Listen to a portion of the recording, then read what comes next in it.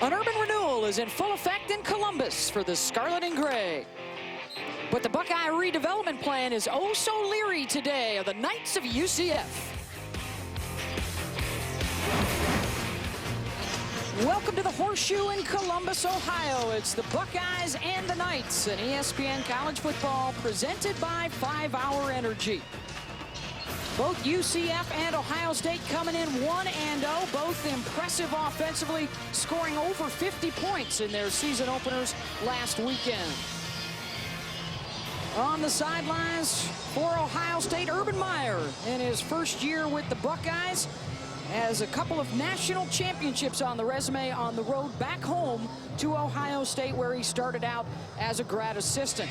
And for George O'Leary, well, he wants to fire up the faithful with what would be the biggest win in school history if they can pull it off today. He has already riled up the Buckeye base with a comment this week on his radio show that Ohio Stadium isn't very loud on game day. We shall see if the Buckeye contingent of over 100,000 strong has anything to say about it. They're reserving themselves for kickoff, I think, at this point. Beth Bowens along with Joey Galloway. Lewis Johnson also with us today here in Columbus. And a homecoming for you, Joey. Wonderful career here with Ohio State before 16 seasons in the NFL. I'm excited to be back. It was interesting watching the band do Script Ohio. I never got to see that. As a player, you're in the locker room. You always heard great things about it. To actually watch that was special. One of the few times you get to come back here as a fan, isn't it? Yeah, this is my first time in the stadium to see a game since I played here. Ohio State winning the toss, they defer. UCF will receive the opening kick, and an injury update for the Knights. Latavius Murray, who had over 100 yards rushing last week, but also bruised his shoulder.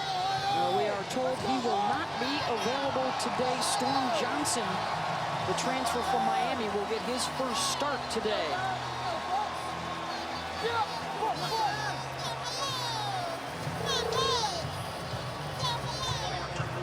There's a look at Blake Bortles getting set to come on. He had his first career start at quarterback for UCF last week in Akron. They were here in Ohio, but certainly a much different environment he'll have to deal with this afternoon. Drew Basil set to kick it off. Ohio State in the Scarlet and Gray. And the kickoff from the 35-yard line for the touchback. So UCF will start out at its own 25-yard line with Blake Bortles, the sophomore, 168 yards, 3 touchdowns last week, the first time since '07 that a QB for the Knights has thrown 3 in a game. Watch for the power running game from UCF today. It's going to be key for this offense to be able to run the ball right into the mouth of what Ohio State does best on defense, their defensive line, their front 7. They did not have to defend an awful lot against the run last weekend against Miami. They were pass happy, so the Buckeyes chomping at the bit to see what they can do against the Knights running game. Bortles will work out of the shotgun, and his first offering a pass out into the flat and a completion out to the 30-yard line. How about our impact players, brought to you by Longhorn Steakhouse? For UCF, you mentioned Storm Johnson, the big-time transfer from Miami. You got Quincy McDuffie on the outside, their best big play guy, and Kamal Ishmael, 25 straight starts in the secondary from safety. He's the big hitter. UCF, a team that likes to pound on the ground. They come out throwing. Now on second down, Bortles going to drop off the screen pass to Johnson, and he will pick up a yard to the 31. Wrapped up quickly by Orion Johnson coming up from the secondary. Storm Johnson, one of the top running back recruits coming out of high school in the 2010 class. Touched it 9 times at Miami before leaving and making the move to Orlando. And now 3rd down on the first possession of the game for UCF.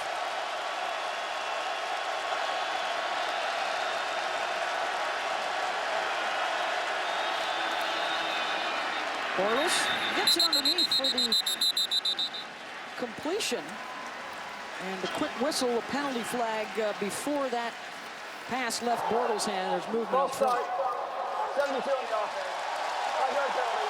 Torian Wilson with the false start, and I think that's the Ohio State crowd going to take credit for that one, making some noise. Absolutely, Beth. It's early in the game. 105,000 people in the stadium. UCF, the biggest crowd they've played in front of. You're going to get a little bit of that early in the game. They're going to have to get those jitters out if they're going to want to be successful. Quincy McDuffie, Rennell Hall in at wide out along with Wharton. And now it's 3rd and 9 instead of 3rd and 4. Out of the backfield, Storm Johnson. Cut down quickly by Travis Howard, who held on to the ankle.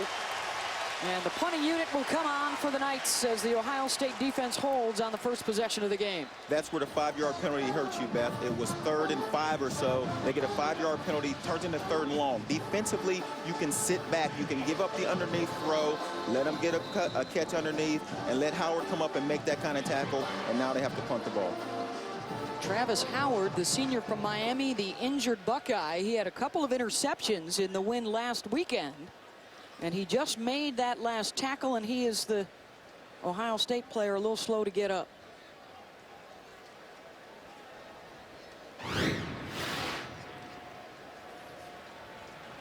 See if he's going to get hit on the tackle, trying to trip up Johnson. No, must have been on the initial contact. Had his bell rung a little bit. You see him shaking that head, working on the neck. And now Jamie Boyle will punt it away. Corey Philly Brown is the deep man for the Buckeyes at his own 35-yard line.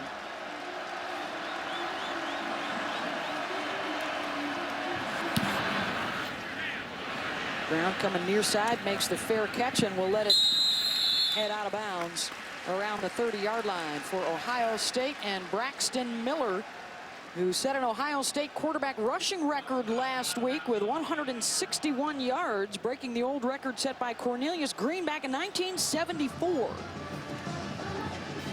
Had a couple of passing touchdowns in that spectacular 65-yard run early in the second half.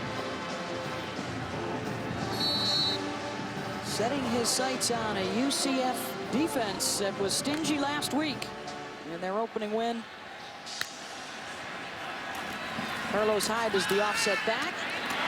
And the receiver screen complete for the first down to Philly Brown. How about our impact players for the Buckeyes? For Ohio State, look for running back Carlos Hyde to get about 20 touches today, whether those are runs or passes. In the middle, Jonathan Hankins, the big guy with the rare combination of size and quickness, and then Travis Howard outside, 2 interceptions last week. Quickly to the line for the Buckeyes. They got off 86 plays in their win last week over Miami. 538 yards. Both those numbers well above anything that the Buckeye offense mustered last year. And the give right up the middle to the fullback, Zach Bourne, following the block of Andrew Norwell. Another healthy pickup on first down.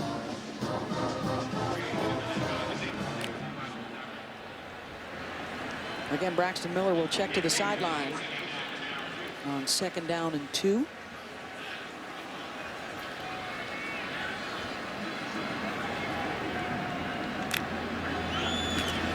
I'll try Bourne again.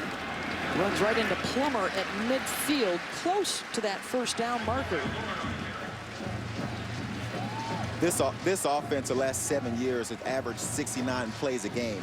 They got 86 last week. That lets you know how coach is trying to pick up the pace, get more plays, keep his athletes on the field, run as much offense as you possibly can. They do pick up the first down yardage. Urban Meyer told us yesterday when we met with them, this game will be won at the line of scrimmage. They won that last battle there for short yardage. Hyde goes in motion.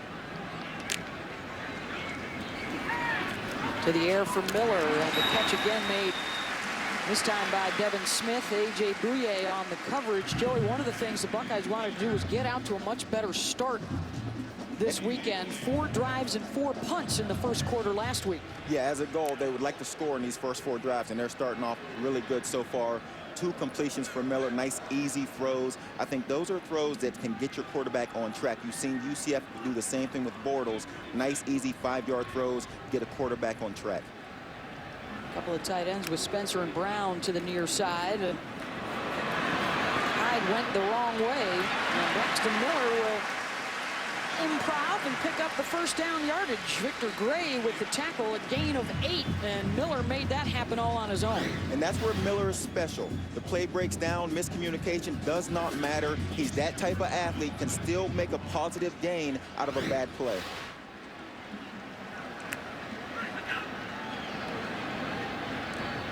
Offensive coordinator Tom Herman called that bailout in chaos, and that's one of Braxton Miller's best features.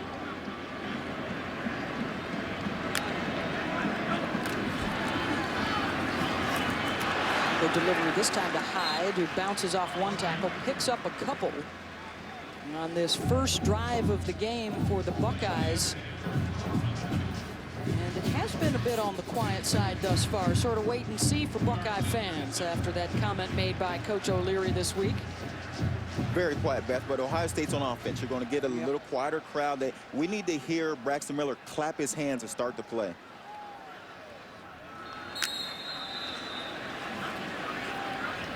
And a whistle and a timeout for the Buckeyes. It looked like they had a personnel issue.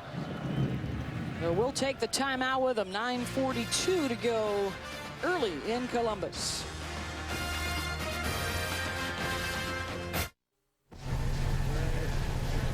Welcome back to Ohio State. Mirror Lake, and scoreless start so far. Central Florida coming up empty on their first possession. Ohio State now on the move. Beth Mullins, along with Ohio State grad Joey Galloway. The Kangaroo Court already given you a quarter fine for mentioning we earlier on, Joey. But your impression so far of what we're seeing from Braxton Miller? Couple completions. I think offensively the coordinator's doing a great job on both sides, making short passes, 5 yards, screen plays. You get those early completions as a quarterback, it gets the jitters out of your system, you get your rhythm going, the rest of the game gets a lot smoother. Braxton Miller going to keep it. He's got a ton of room right up the middle. Braxton Miller taking it to the house for the Buckeyes. 37-yard touchdown scamper. Braxton Miller, again, special with his feet. He's a tremendous athlete. You give him that kind of room, Beth, and there's nothing you can do. He gets a full running start right up the middle of the defense. No one touches him. Watch his speed. Watch the middle of this defense open up. He goes right through the middle, not a hand on him.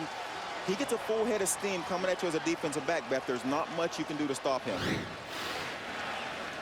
Had the long rushing touchdown last week and another one today for Braxton Miller. Drew Basil for the extra point, and he's got it. And Ohio State, after the slow start on opening day last Saturday, much better in the first quarter here today, and the quick score. Let's send it down to the field now, and Lewis Johnson. All right, Beth, thanks so much. What a great atmosphere we have down here on the field. And since Urban Meyer came to Ohio State, he has made a huge effort to draw the athletes and the fans into this experience, especially during game day. Check out what happened right before the game, before we came on the air. The students were involved in what's called quick cals, in other words, quick calisthenics. This was taught to them last week, and they're now leading the team through these calisthenic programs, which will happen every home game at Ohio Stadium. I went up in the stands before the game and talked to one student, a senior, and he said, you know, it's new for us, but we're happy that Urban Meyer wants us to be a part of it. And one young lady told me she feels like Urban Meyer is her coach too. They're having fun. Thank you very much, Lewis. Well, Urban Meyer, even himself admitting to some emotional moments last week. Of course, he started out here in his coaching career at Ohio State. He's born and bred in the state of Ohio, and he said there were some really good moments coming back home last week in his first time back on the Buckeye sideline. There's no way to avoid those emotions, Beth, and the people that like to compete, they enjoy those emotions. They live in that moment. They look forward to it. Drew Basil going to kick it away, and Quincy McDuffie, he's going to go ahead and bring it out from halfway into the end zone. McDuffie with a nice couple of cuts, and McDuffie out across the 30 to the 34-yard line, and a couple of helmets coming off on the return.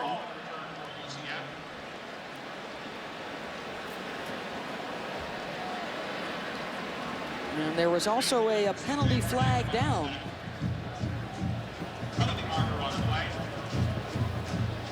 It took Jamie Wood a while to find his helmet.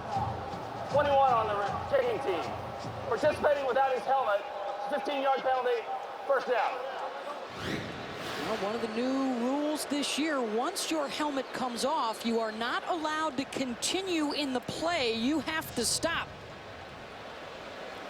And after the helmet comes off, Wood, there you see, getting back on his feet to try and make the tackle. And that's a no-no this year with the new rule. And a personal foul penalty against the Buckeyes. That's an instinctive play, and it's going to take time for a guy to realize I cannot continue to play. We're told to go to the whistle blows. Second time out there today out for the UCF offense, and Blake Bortles. And a flag and a whistle and another false start. That's the second already. 64 in the offense. This time it's on Justin McCray. This UCF team had 2 penalties all of last week in the entire game.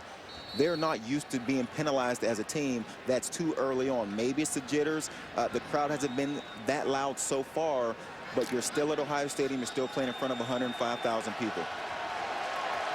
About a handful of the starters were with UCF in 2009 when they played at Texas. That's the nearest they've come to a situation like this, as Johnson gets the carry out across the 45. Now to the studio and Wendy Nix. Beth, thank you. Just a snapshot of other games across our ESPN networks. Penn State trying to bounce back after a season-opening loss to Ohio, at Virginia on ABC, and on ESPN, Auburn on the road at Mississippi State.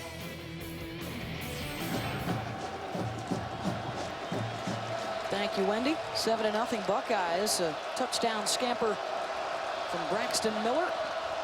And some good field position here after the penalty for UCF. And a quick hitter across midfield.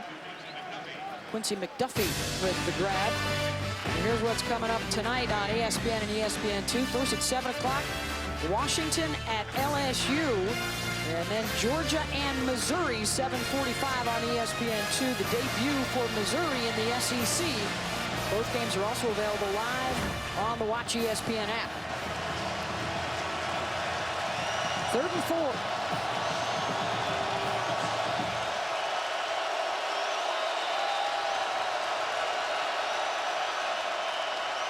Looking right, takes a hit, and incomplete. On the ball out to McDuffie. Some good heat coming from Noah Spence to force Bortles' hand. Noah Spence on the delayed blitz. Did not look like he was coming. After the snap, quarterback turns his back. Spence comes off the right side of the defense, but that's a ball that Bortles has got to complete. 3rd and short. They got to convert those if offensively they want to stay in this game. Billy Brown back at his own 10-yard line here for the Buckeyes.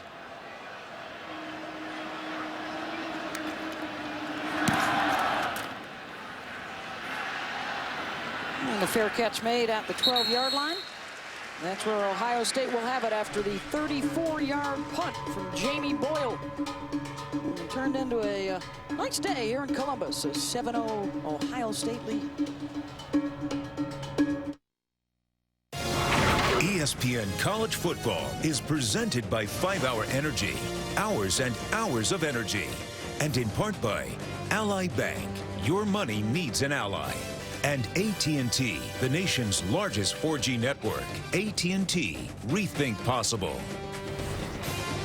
We'll take you inside the classroom chemistry 1210 with Dr. Foose here at Ohio State. Everything computerized. He puts all his lectures online. So you actually listen to his lecture before you come to class, and then you get to do fun stuff like that. Like You seem like you would listen to a lecture before you came to class. I mean, you just come across as that kind of person that would say, give it to me twice. I want it before I get there and then when I show up. If I was in class today with computers as opposed to the old card catalog, I might have been able to pull that off. The Buckeyes scored on their first drive, and here they go again from inside their own 15-yard line. And Carlos Hyde with the carry. The junior out of Naples, Florida, had a couple of short rushing touchdowns last week. He continues to get the starting nod in the backfield. Jordan Hall is still out with a foot injury. Did not play last week. Not dressing again today. And Miller again going to try and make something out of nothing, and does, and able to get out of bounds at the 27-yard line, and that'll move the chains.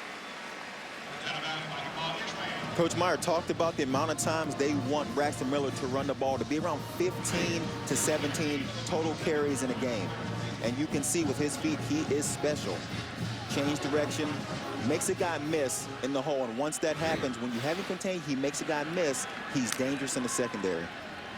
13 more yards from Miller. This time it's Hyde. And Hyde out to the 35-yard line. How about an update from Wendy Nix?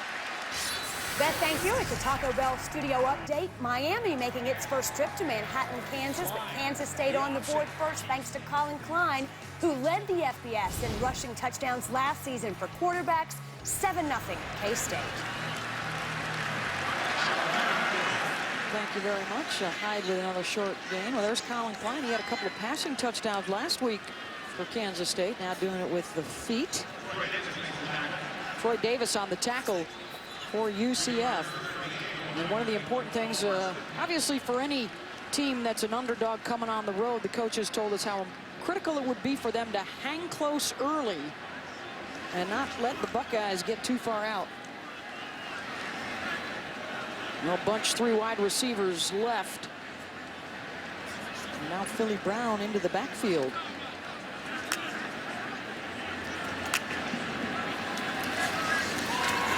Play action. Good pressure coming right up the middle. A flag on the play as Braxton Miller goes down, sacked by Victor Gray. UCF and his defense talked about wanting to get more pressure on Braxton Miller, not allow him to stand in the back and get comfortable in the pocket.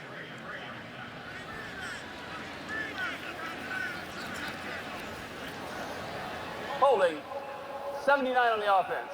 10-yard penalty, first down. Good push there by Victor Gray. UCF, the coaches really like the size of this front line. And Gray blowing right by Hall. That happens when an offensive lineman gets confused on who he has to block, sees the rusher coming late, tries to turn. Natural instincts are to grab a hold. Every time they get their hands outside the body frame of the defense, it's a holding call. Buckeyes going 5 wide on 1st and 20. Quickly out of his hand, Miller to ground to the 32-yard line. Footwork for Braxton Miller is something that when they talk Braxton Miller, we need to see, can he throw the ball better? Footwork, footwork, footwork is what they preach to Braxton. They love his delivery. They love his arm motion. They got to work on his feet. Some of the drills they've worked on to make him a better thrower.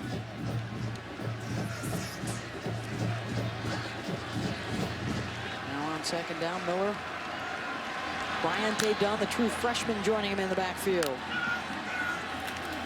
Dunn with the carry. Big hole up the middle across the 40. Then diving out to the 45-yard line. Setting up a 3rd and short. 13 yards on the gain for Dunn, following Corey Lindsley up front. One of the many freshmen that play for Ohio State now. A big running back. Another big guy that can get up through the middle in between the tackles and get those tough yards. Miller needs to get out across the 48 for the first down, and it looks like the nice play by Terrence Plummer was able to hold him a yard shy. UCF defensively is doing a terrific job of bringing a lot of people to the party. When they're tackling Miller, when they're tackling guys in the backfield, there's 6 or 7 defenders there keeping him contained. He can't get out. Buckeye is going to go on 4th and 1.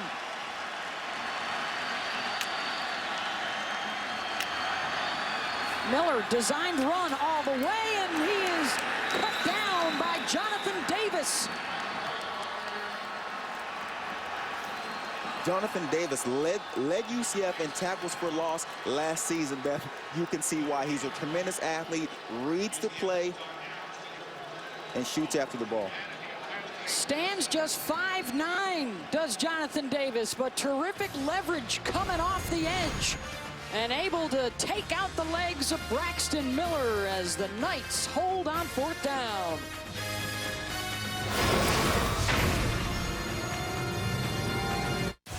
College football in high definition is presented by Vizio. Big defensive play here by Jonathan Davis and UCF on 4th down. Jonathan Davis makes a terrific play, but he was unblocked, Beth. You've seen the offensive linemen pulling around. They didn't look like they blocked the right guys and left Davis alone to shoot in and make the tackle. And Jonathan's got to be careful to keep that helmet on. He could have been flagged for a penalty, the celebration there at the end. Anyway, UCF with the big defensive play, and now for the second time in this quarter, some very good field position in Ohio State territory, and it's Storm Johnson holding his way inside the 40-yard line and to the 35. Oh, and you see now the emotion on the UCF side. Talking with the coaches and players the other day, Joey, they were not fearful at all of coming in here. In fact, quite confident that they could get the job done today. Jordan Ray, the center, said, look, we're on scholarship just like they are on scholarship. Their attitude is, let's come in, play our game, and we can beat Ohio State in Ohio Stadium. Bortles going to give it to Johnson. He runs into Sabino along with Goebel down at the bottom there. A short pickup. Storm Johnson was one of the most heralded running backs coming out of high school a few years ago. In fact, he was ranked number 3 on the ESPN 150 behind Michael Dyer and Marcus Lattimore. Of course, Dyer winning a national championship at Auburn. Lattimore in the Heisman hunt this year, back from the injury for South Carolina. Things didn't work out with the Hurricanes, so now Storm Johnson getting the start today. And underneath, the catch made by the former starting quarterback, Jeff Godfrey. Pickup of 9. It's going to be important for UCF to stay in these 3rd and shorts. They need to gain yards on 1st and 2nd down to stay out of the 3rd and long. You get in those 3rd and long situations, Ohio State can dial up the blitzes. They can mix in their coverage, do some different things. At 3rd and short, now UCF has their choice, run or pass. There's a lot of different plays and a lot of different ways you can gain 1 yard in your offense.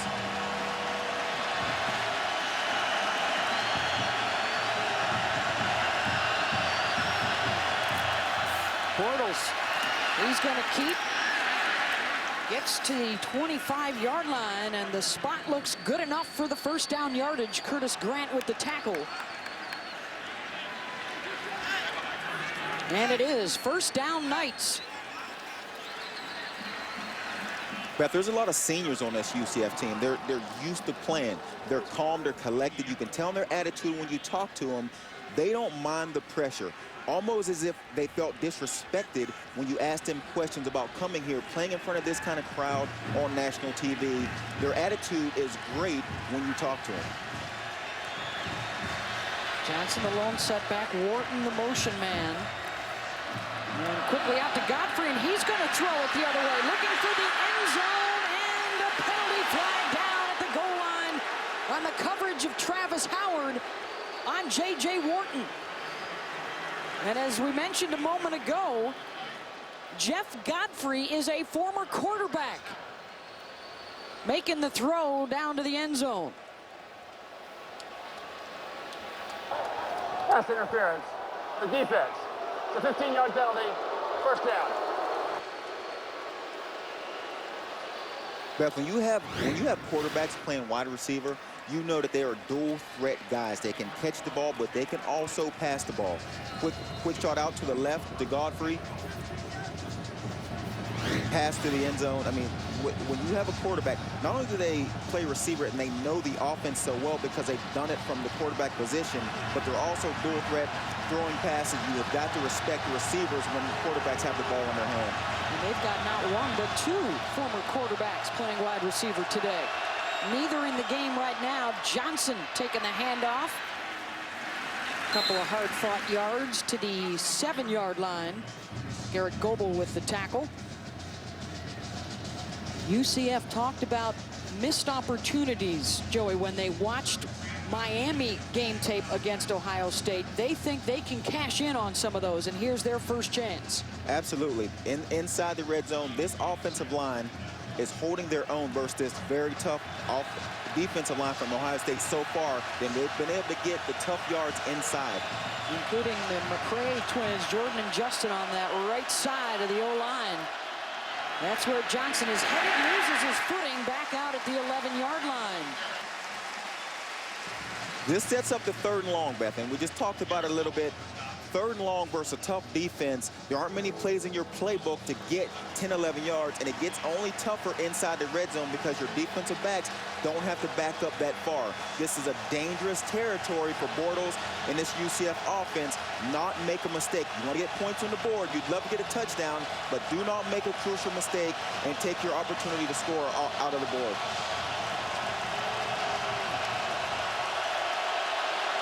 Bortles on 3rd and goal. The snap incomplete on the coverage. Orion Johnson got a hand in there to break it up, and now it's 4th down. Their place kicker, Sean Moffitt, he kicked a lot of PATs in their win last week, but he did not attempt a field goal. And it looks like this will be his first opportunity of the year as he trots on. Moffitt will get set up on that right hash mark. And a 28-yard attempt.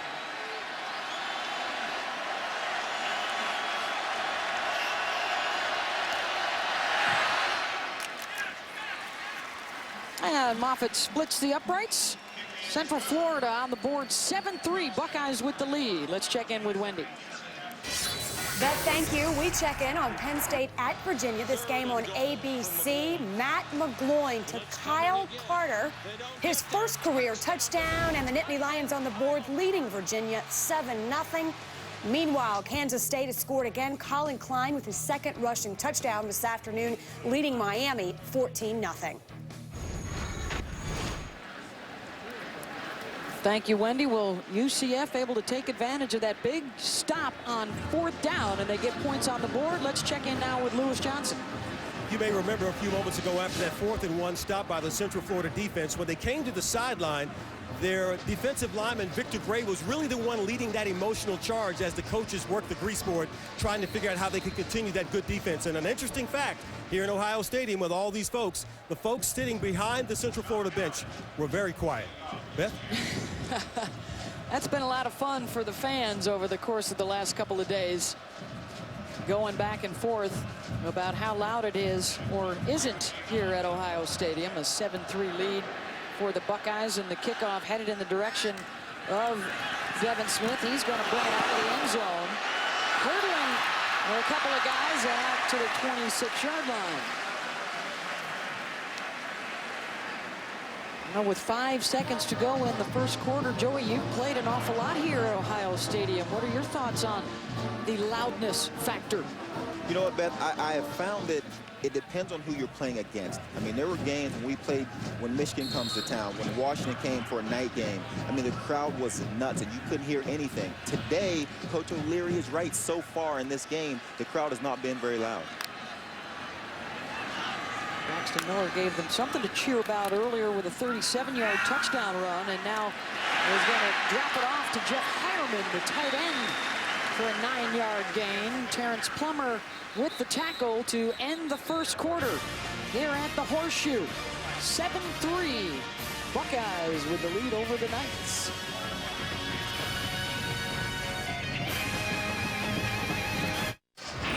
You're watching college football on ESPN, presented by 5-Hour Energy. 7-3 our score here at Ohio Stadium. That solitary police officer standing up there in the end zone. That's about how high our press box location is, Joey, when we talk about how much noise or lack thereof there is. Coach O'Leary talked about the lack of noise. We can actually hear Braxton Miller clap his hands where we are up here in the press box. Let you know it's pretty quiet here in this stadium today. We are a long ways away. The binoculars a necessity, and Braxton Miller, there you can hear the clap once, twice today. Often it was just once last week, and Miller with a designed run. Upended outside the 40-yard line following Marcus Hall, a gain of 6. Ray Shipman with the tackle, the 5th-year senior linebacker for UCF, a former basketball star at the University of Florida. Evan Spencer with the catch. He's out to the 47-yard line. That'll set up a 3rd and 3. Well, today on ESPN, Texas A&M making their SEC debut. They'll be at Kyle Field along with the 12th man and new Aggie coach Kevin Sumlin. And this is Carlos Hyde on the carry. May have gotten one. Good pursuit there by Clayton Geathers, so it's going to be 3rd and short. UCF's defense can only hope that Carlos Hyde decides to go in the middle and bounce one to the outside. That's not his game. Quickness is not his best attribute. He's a big guy, run between the tackles, get to positive yards, and get ready for next down. Defensive coordinator Jim Fleming overseeing an entirely new defensive coaching staff. After George O'Leary was disappointed in their inability to finish games, to close out games last year, he made wholesale changes on the defensive side.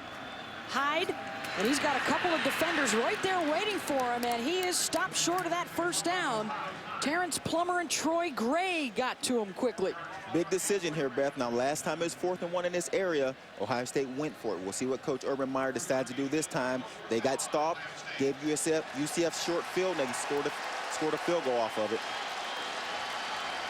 Last time they called Braxton Miller's number and he was cut down. This time they'll go with the bulkier option in Carlos Hyde and a pickup of 6 to move the sticks. But if you have Carlos Hyde in your backfield and you have this offensive line, the size of these guys, you would think that anytime you need 3rd and 1, you run right in the middle, right over your center, Corey Lindsley. We should be able to get 1 yard anytime we need to in the middle. That's what you're saying if you're on the Buckeye sideline with Brown joining Hyde now in the backfield. Miller, he's got all day back there to look around, and he catches Stoneburner coming across the middle to the 36-yard line. This play is a sign of a maturing quarterback. Beth stands in the pocket. His initial receiver is covered, goes to the 2nd level, comes to the 3rd, completes a ball. Braxton Miller 7 of 7 in the air, and they'll go back to the ground. Hyde picking up the 1st down. We should mention too, Joey, this should be a highly motivated offensive line after a play in last week's game where they were unable to pick up 1 yard down at the 1-yard line, and an inability to score a touchdown late in the 1st half is what Urban Meyer said was probably the most disappointing play of their big win on opening day. And they've been hearing about dominating that line of scrimmage all week long. On 1st down, the reverse to Brown, and a nice cutback. Has 1st down yardage inside the 15 to the 12. Brown is the best skill guy for Ohio State. If they need a big play out of the receiving corps, he's the guy they go to. Look, it's a receiver versus a defensive end, linebacker type, out in the open field. You expect your receiver to win that. Brown won that, got a nice game for the Ohio State offense. It was Cam Henderson who forced him back inside, but Brown picking up 19 on the play.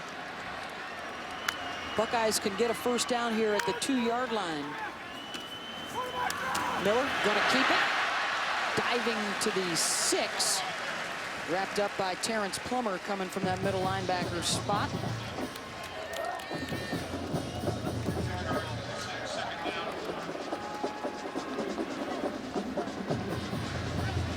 Buckeyes will quickly get back up to the line of scrimmage. Miller gonna keep it again. This time nowhere to go.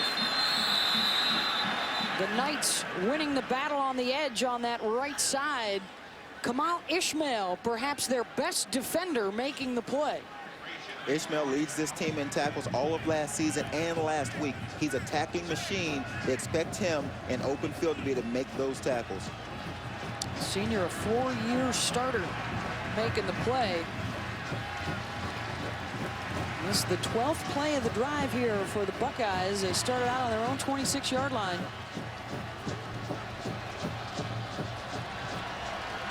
Third and 5.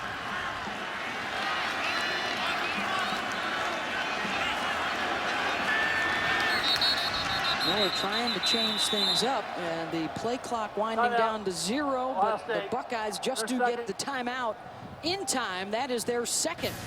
With 10-13 to go here in the first half and a 7-3 lead. Back here at Ohio Stadium, the Buckeyes leading UCF 7-3. An extended drive here for Ohio State. Braxton Miller has 1 touchdown run, and now OSU 3rd and 5 from inside the 10. The 13th play of the drive. Miller thinking about the air, eludes the rush. Braxton Miller on the move to the end zone, incomplete. Broken up by A.J. Bouye. This is a dangerous throw, Beth.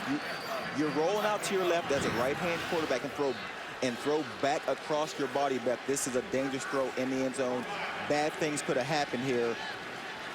Carlos Hyde doesn't feel very good about that play, but again, incomplete pass. They still have a chance to get 3 points out of it. That's a successful drive. 24-yarder here for Drew Basil.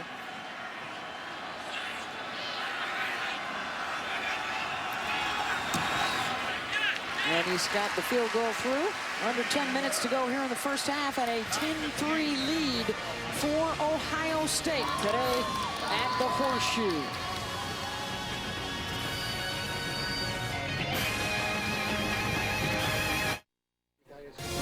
ESPN College Football, brought to you by Lexus, introducing a stunning work of technology, the entirely new Lexus ES. Dr. Pepper, always one of a kind. And Kingsford Charcoal and Walmart Choice Premium Steaks, who encourage you to tailgate at home this season. You know, it's one of the most popular athletic programs in the country for fans, and why not? It's one of the best places to get to from just about anywhere in the nation. 50% of the U.S. population within 500 miles of the Columbus area. If you expand it out to 600 miles, you'd also pull in about half of the Canadian population that can get to Columbus for the Buckeyes. They're up 10-3 after the Basil field goal. 9:58 to go in the first half, and UCF anxious to get back at it. Well, Hall out across the 20. And it'll be wrapped up at the 22-yard line. Of course, the other big story for both of these programs, neither side presently will be available to play in the postseason. For UCF, they are appealing a 1-year postseason ban. They are also looking at a reduction of scholarships, recruiting restrictions. Their former wide receiver coach, David Kelly, has departed. Their former athletic director has also departed in the wake of this investigation. There is a 1-year ban in the postseason for the men's basketball team as well, but George O'Leary in the athletic department fighting the football ban. And Bortles to Storm Johnson out of the backfield, and he breaks a couple of tackles. And Johnson out across the 40-yard line, picking up the first down, run out by C.J. Barnett. 20 yards on the gain. George O'Leary told us, Joey, he's only brought it up once to his team. They fully expect to play 14 games this year, 12 regular season, a Conference USA championship, and a bowl game. They do, and they feel like there's nothing that they can do about it as a team. So let's just focus on playing football. He said he will give them the information as he gets it. As of now, he doesn't have anything else to give them. The appeal process is underway. And on a handoff again, Storm Johnson down the sideline.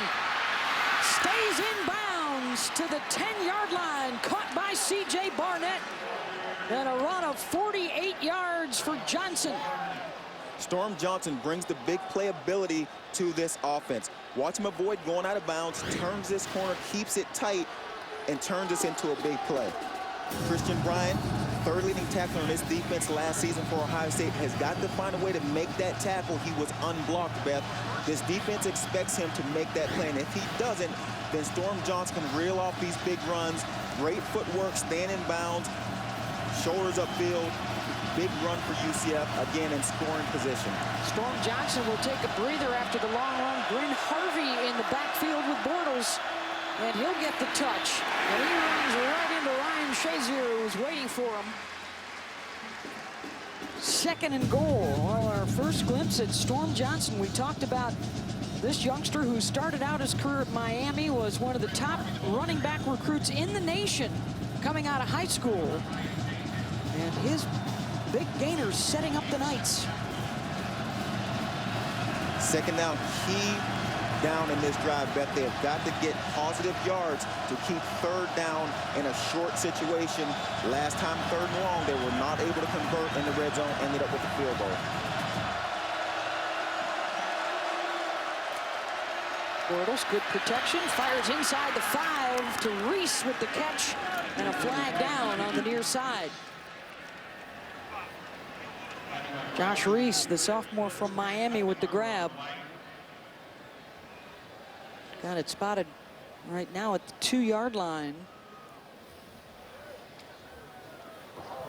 Holding, defense.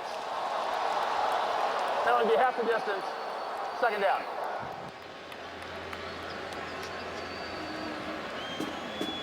The blitz pickup by Bryn Harvey, the running back to the left side, picking up Sabino's blitz, standing on. I mean, that is going to be key for Bortles in this offense. If Bortles can stand in the pocket, look over this defense, he can find open guys. Blitz pickup is important, especially as your running backs. This is a veteran team, and you expect offensively when they bring blitzes, they calmly, everyone block their guy, running back, linebacker matchup. You expect that when the blitz comes. Great pickup. Blake Bortles will take the timeout for UCF, trying to tie it up in the horseshoe. Back here at Ohio State, let's check out that last play, Joey. Beth, we talked a little bit about blitz pickup, Beth. When you look at Bryn Harvey, the running back, he has got to stop C.J. Barnett on this blitzer, protect Bortles, and allow him to stand in the pocket and deliver this ball out to the right.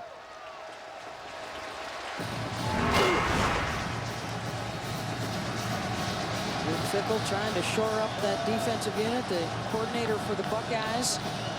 Ohio State 4 penalties, 44 yards here in the first half, and UCF knocking on the door, second and goal.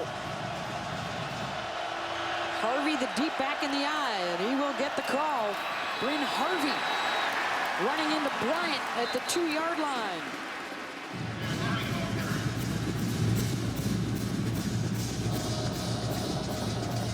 Third and short situation going into the red zone. Again, Beth, this allows your offense to run or pass. Right there, UCF gets in a power formation. They run towards the big tight end, number 88, Chris Martin, 290 pounds, gain a yard or two.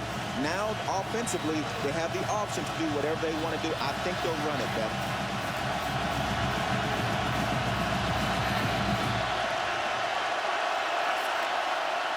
Play action. The throw into the end zone for the touchdown. Justin Tukes wide open. They didn't run it, Joey, but the play action was good enough to suck in the defense. Which is why the play worked. Ohio State apparently thought that they would run the ball also. Out of that power formation, this is why the run game is so important for UCF, because it sets up the play action. Play action passing is what they do well, and it's because they run the ball. You've seen the long run by Storm Johnson to set those kind of plays up where you can go play action. Both Shazier and Grant came up to stop the run, and neither of the backers followed Justin Tukes. And UCF ties it up at 10 here in the second quarter. And George O'Leary and company keeping the noise level to a minimum here at the Horseshoe this afternoon. In his 9th season at Georgia Tech. And a lot of folks down in Central Florida think this is probably the biggest season in UCF history. Disappointment last year after they had won Conference USA the year before. All kinds of turmoil and sanctions off the field in the postseason. Now they're the Conference USA favorites this year before heading to the Big East next season. And that 11-3 record back in 2010, including a Liberty Bowl win against Georgia, the only bowl victory in school history. They've only been an FBS program for the last 15 years, and they are trying to work today on what would be the biggest win in school history.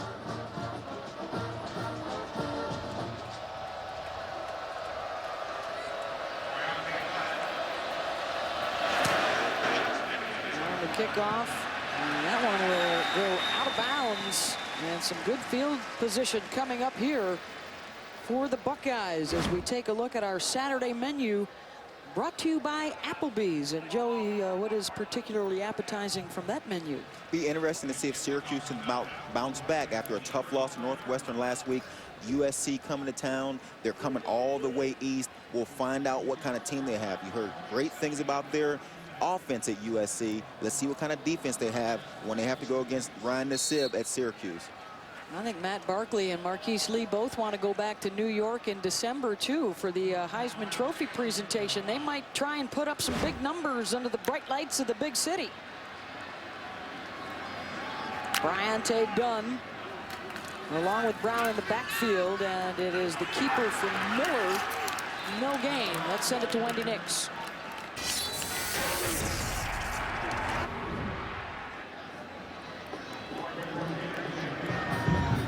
So here, Dylan Thompson to Demir Bird, 53-yard, brings it to the Gamecocks 6-yard line, and then Marcus Lattimore, back from his ACL, 110 yards last week, takes it in, 14-0 Gamecocks. Thank you very much, Wendy. Now the pistol here from Braxton Miller on that second clap with a give to Boren, and again stuffed at the line of scrimmage. 3rd and long coming up. Troy Davis with the stop. And the Knights of UCF definitely inspired by the scoreboard right now. The defense of Jim Fleming has a nice little rhythm going right now, Beth. We always talk rhythm on offense, but defenses and defensive coordinators, they also get into a rhythm. They're feeling pretty good right now. Let's see what they can do on this 3rd and long.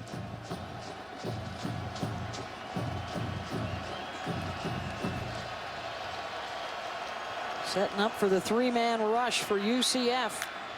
4 wideouts for Braxton Miller.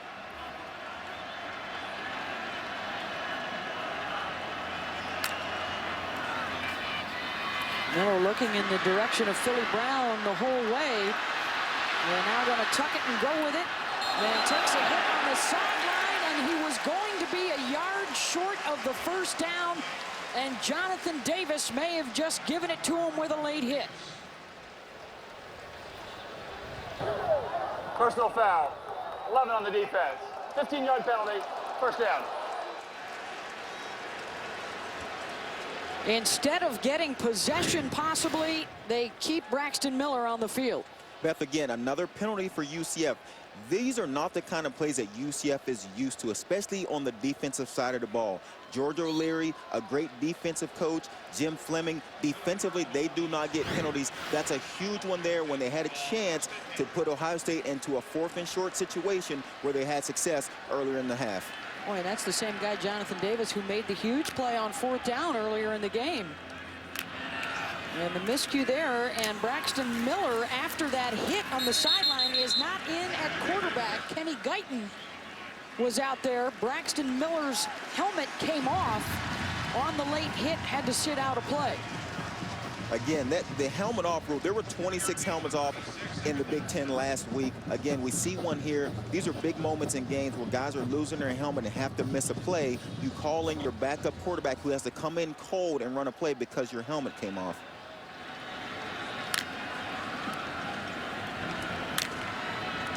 Snap coming again on the second clap, and a fumble. Ball is down, Boren lost it, and UCF recovers the turnover.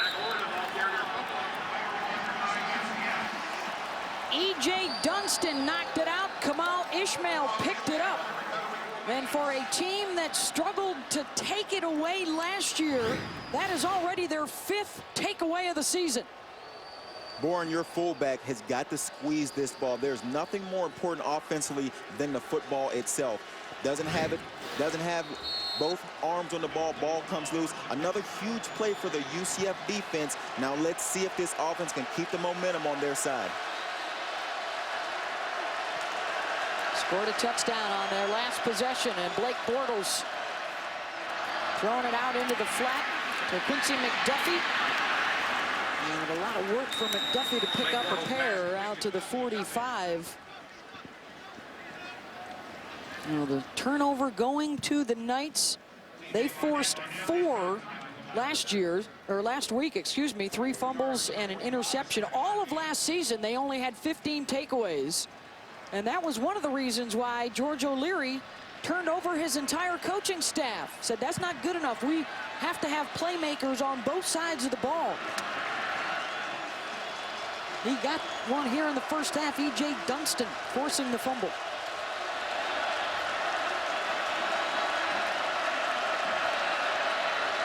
And after the turnover, the crowd now starting to make some noise, and it's intercepted as the Buckeyes get it right back off of the deflection. Travis Howard with his 3rd INT in the first game and a half. Travis Howard seems to be Johnny on the spot so far in these first 2 games for Ohio State. His 3rd interception. Seems to be in the right place at the right time. When the ball's tipped in the air, Travis Howard has been the guy to make the play. Again, I just spoke about if UCF offensively can keep the momentum going, this was a key point in this game. They turn it over. Now we'll see what happens. Tip by Orion Johnson into the midst of Travis Howard, even at 10 in Columbus.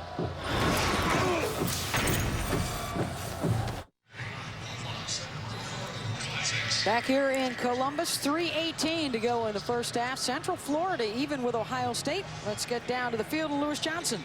Well, Beth, some significant developments here on the Ohio State bench area. A few moments ago when all those turnovers are going back and forth, in came their junior tailback Carlos Hyde, came to the bench area. They put him down, put ice on the right knee, and when you see a player's hands go up over their head, it shows that they're concerned. Now, Ohio State's policies, they do not release injury information, but Hyde now on the bench with the ice pack. Beth? Thank you, Lewis. They are without a tailback on this play, but Philly Brown, the wideout, lines up in the backfield and picks up the first down.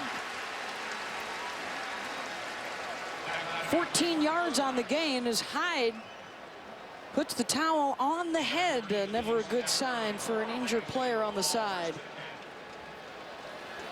We're approaching 3 minutes to go here in the first half, and now it's Bryonte Dunn, the true freshman out of Canton, in the backfield.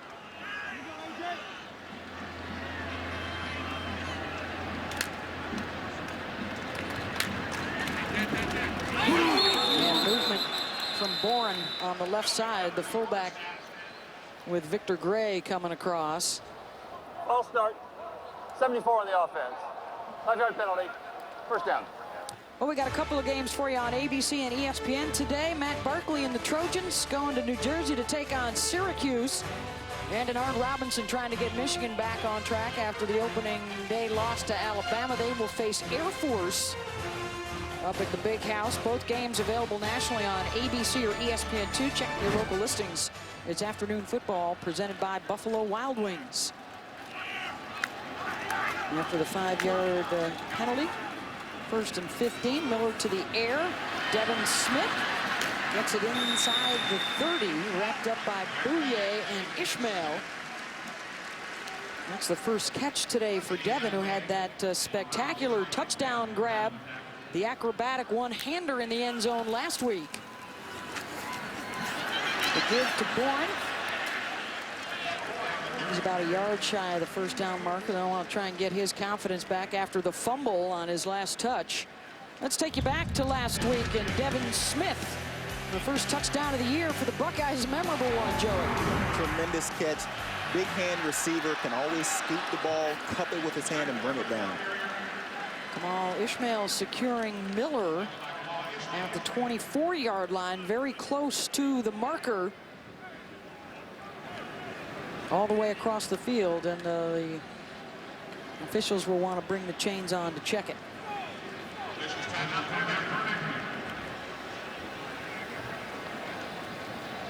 Randy Smith, our referee today.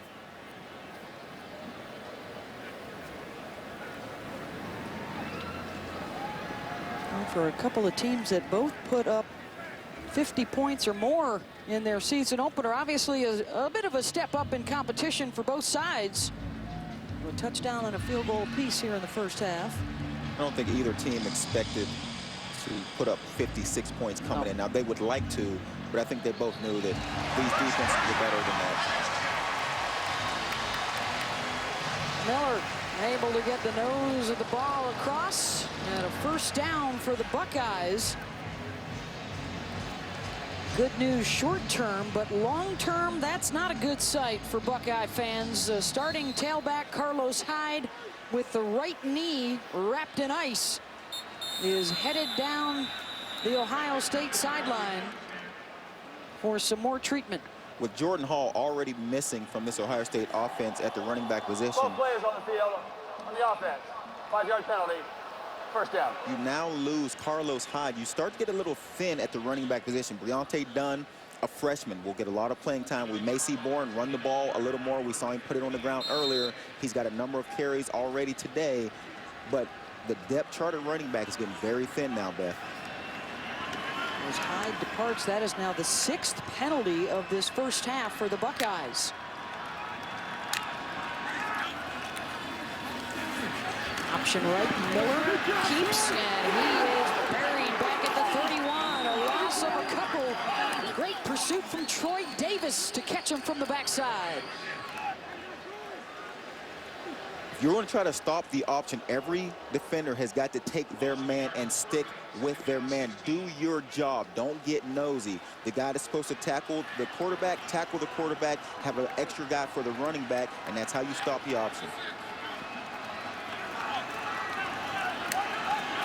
5 wide for the Buckeyes on 2nd and long. Miller stepping up, throwing it deep, and overthrows his intended target, Philly Brown. 3rd and long coming up, but first, Wendy Nix.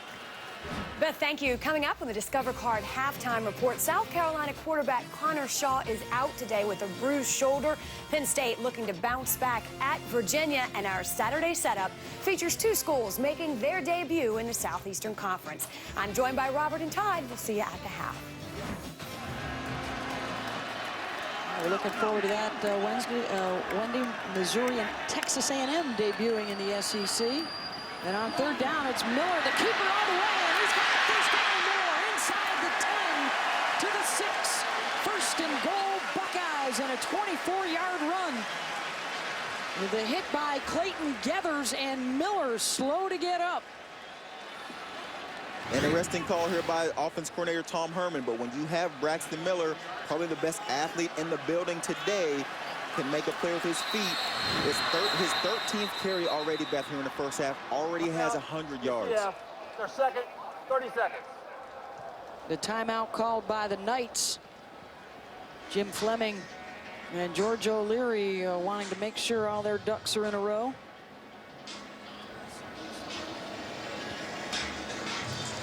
If this defense does not slow down Braxton Miller before he gets to the secondary, there's not much they're going to be able to do to stop him. That's a 3rd and long in the red zone.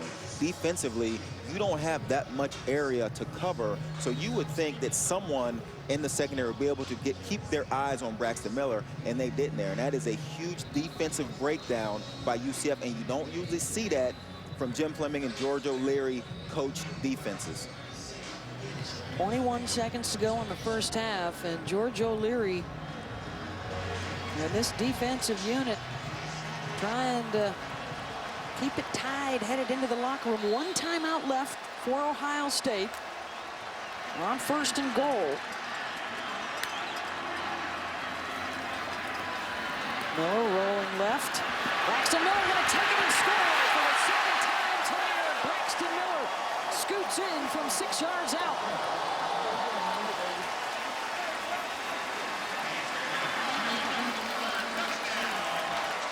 Job number 1 today was keep Braxton Miller in the pocket for UCF, and they don't get it done there. UCF has not done a great job of doing that, especially not on that play. Terrence Plummer unblocked. The middle linebacker is going to be a tough matchup to try to chase down Braxton Miller to the end zone.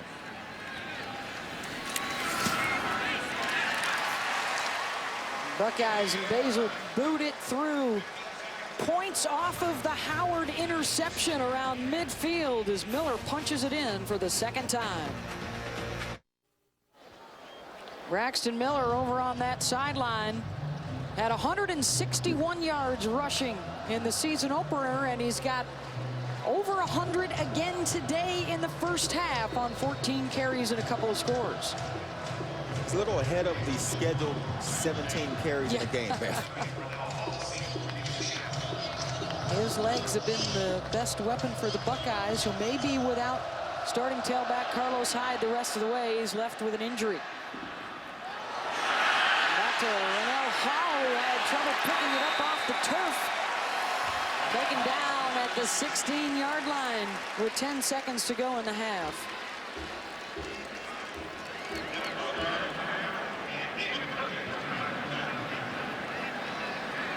How about that last run from 6 yards out? He is special with his feet. You see 41, Terrence Plummer, linebacker, unblocked. Now it's just a foot race to the end zone, and there aren't many people defensively, especially in the front seven, that are going to be able to last with Braxton Miller in a foot race, especially to the corner when Braxton sees the end zone in front of him. Bortles will just go ahead and take a knee, and UCF will head to the locker room down just a score, looking for their first ever win, non-conference ranked opponent. They've got the Buckeyes in their sights despite a couple of touchdown runs, and over 100 yards rushing in this first half for Braxton Miller. And it's 17-10 Buckeyes at the half. Let's go down to Lewis. All right, Beth, thanks very much. Well, Coach, you said that containing Braxton Miller would be one of your most difficult jobs today. Assess how you've done so far in this first half. Obviously, we gave him some big plays, not containing when we had assignments there. Plus, we got to tackle better. Too much hidden yards on tackles, and we'll get that cleaned up. And offensively, just got to play smart. You know, I think that we got the ball back. We got to establish the run a little bit more. You know, Coach, it seems to be predicted by you rather quiet in here. What do you think about the noise level in here? I'm not getting involved in that. Oh, it's too late. You're already in it. Thank you much. All right, thanks, Beth. O'Leary and company within striking distance, but it's the Buckeyes in front, 17-10, and here is Wendy Nix in the studio.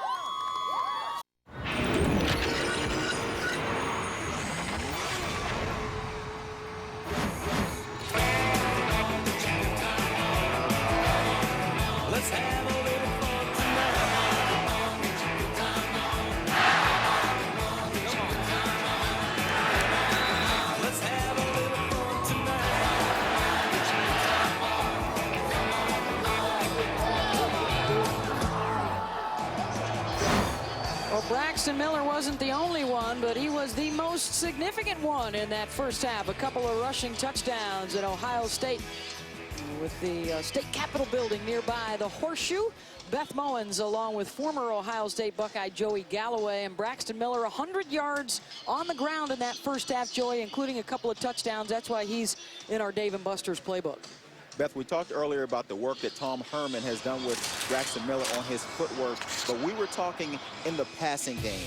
His footwork needed to improve since this coaching staff got here in the passing game, Beth, but he has been special with his feet today in the run game. He has been basically the Ohio State offense with his feet. They have not been able to keep him in the pocket, which was the goal of this defense. He's run inside, he's run outside, he's got to the end zone. He's been the Ohio State offense here today. And maybe even more so in the second half if Carlos Hyde, the starting tailback, cannot return from a first half injury. Miller set a new rushing record for an Ohio State quarterback last week with those 161 yards on the ground, and may threaten to set another one just a week later. The Buckeyes will receive here to start out this second half. George O'Leary, though, and the Knights have to feel pretty good. They ran half as many plays. They had the ball for 8 minutes less than the Buckeyes did in that first half. And save for that Miller score with under 20 seconds to play in the half, this would have been an even game. They have never beaten a non-conference ranked opponent in their 15 years in the FBS. And Smith will bring it out of the end zone, out across the 20 to the 24-yard line. That's a check down now on the field with Lewis Johnson. All right, Beth, there. Thanks very much. Well, Urban Meyer, very businesslike when he came out of the locker room and out here onto the field. You know, you might not have thought that Braxton Miller had that great first half with the 2 rushing touchdowns because, again, there were the penalties on the yard. And frankly, he said he really wasn't happy about much in that first half. But the biggest news is that tailback Carlos Hyde will not return to the game. So that answers that question you asked a moment ago. Hyde now coming back onto the field in street clothes, but he will not be available for the rest of this game. Thank you very much, Lewis. And there is Hyde, sans shoulder pads, so we'll probably be seeing a lot more of Bryant Dunn, and he is in the backfield. And Miller's going to keep it and follow Dunn, getting to the outside. Gain of 9, 2nd and 1 for Braxton Miller. No more Carlos Hyde, the junior from Naples, Florida, injured in that first half. Interesting talking, Joey, with not only Coach Urban Meyer, but offensive coordinator Tom Herman about utilizing Braxton Miller's legs, but also trying to keep him healthy for an entire season and not take too many hard hits. And the pass play for the first down out across the 40-yard line to Philly Brown. Coach Herman doesn't feel like running backs get hurt when they run the ball, so he feels very comfortable calling run plays for Braxton Miller. He thinks quarterbacks are more in danger when they're standing in the pocket and get blindsided. So calling runs for Braxton Miller, definitely comfortable for Tom Herman, the offensive coordinator. Miller's got Zach Boren, the fullback, right behind him. Trips left for the Buckeyes, and this new spread offense for Urban Meyer. And again, Braxton Miller going to keep, and he runs right into Ray Shipman. The linebacker, a terrific story in his own right, the former Florida Mr. Basketball, who gave up on football as a freshman in high school and had some success on the basketball court at Florida, but missed football so much that he decided to hang up the sneakers and put on the cleats. Boren off the left side across midfield. And it'll set up another 3rd and short situation. We're seeing a lot more up-tempos and dual-threat quarterbacks like Braxton Miller, Joey, around the Big Ten Conference. And I think that these kind of offenses will change the way the Big Ten plays football. I think since Urban Meyer's taken over at Ohio State, he has done 2 good things. He's recruited stout defensive linemen that are quick and big, and I think that'll change the style. And he's also turned Braxton Miller into a threat with his feet and his arm. And the Big Ten is going to have to keep up with that style of play. With Brady Hoke at Michigan doing the same thing, Urban Meyer here at Ohio State doing it. I think that those two coaches, those 2 teams will change the way football is played in the Big Ten. First down after the Miller run. Braxton stepping back, fired across the middle behind his intended receiver, Devin Smith. Their longest pass play of that first half was just 14 yards. Braxton Miller went 9 for 11 through the air. We haven't seen Braxton Miller go downfield much in the first half, and we talked about that at halftime. When would they do that? Play action pass here, they look to go downfield a little bit. He's been very safe up till now. He's done very well completing passes up till now. Eventually you will see that they will take their shots downfield to the outside receivers. On 2nd and 10. First possession of this second half for the Buckeyes, and the freshman Bryant Dunn probably will be playing a bigger role in this second half. He was one of 14 rookies that played last week. Dunn and a fantastic group of defensive linemen, the most prominent, with Noah Spence, Tommy Shutt, and Adolphus Washington, those linemen that also got some quality minutes in the season opener. All a part of Urban Meyer's impact. Miller to the air, Boren with the catch inside the 25-yard line, and another first down. Pickup of 13. Another safe throw for Braxton Miller. Nice out to the flat to Boren, his fullback. Get a key first down to keep this drive moving along. He's moving the change day very well. 10 of 13 throwing, making safe throws, keeping his confidence high. He's making plays with his feet mainly, but also moving the change with his arm.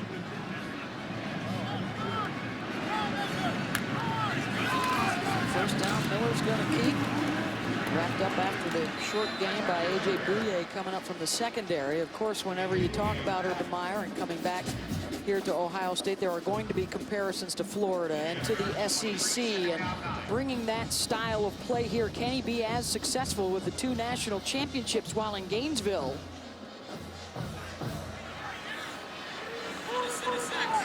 On 2nd and 9. Doesn't look like your typical Big Ten alignment from old with 5 wide.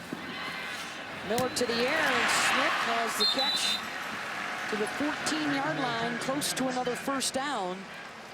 Jordan Oserite's with the stop. When you talk to defensive coordinators, you talk to head coaches, offensive coordinators across the country, and you ask them what makes the SEC different from every other conference, and the first thing they say is their depth on the defensive line. And I think that Urban Meyer and what he's done since he's been here, landing Noah Spence, landing Adolphus Washington, Tommy Shutt, on that defensive line, freshmen that play now, where in a couple years these guys will be nasty. He's making that depth on the defensive line, and if you're going to want to keep up and start playing that SEC style of game, you got to have depth on the defensive line. You have a spread offense, athletic quarterback, and the rest of the Big Ten is going to have to keep in that mindset to keep up with Ohio State and what Urban Meyer is going to try to do here.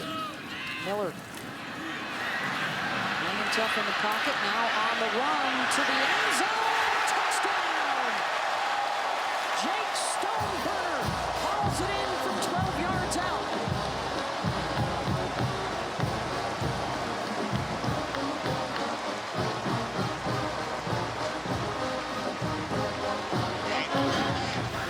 Braxton Miller's ability to extend the play with his feet is what changes him in the passing game. Watch his feet move. Looks to the right, nothing there. Goes back to the left, shows the athletic ability to go right, change directions, go left with his feet, and then make a throw to the back of the end zone to a wide open receiver. Miller accounting for 3 touchdowns last week, 3 more this week, finding Stoneburner, the wideout, and a 24-10 Buckeye lead. And when we come back to Ohio State, the big man back on campus and the return of Joey Gallo.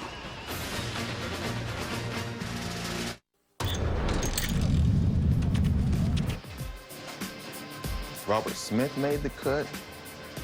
Chris Carter. Jared, hey, how do I get on the board? Joey, it's only your second game. Thanks for the support, Jared. I appreciate it, buddy. Hey, here's a board I made. Much more important board right here.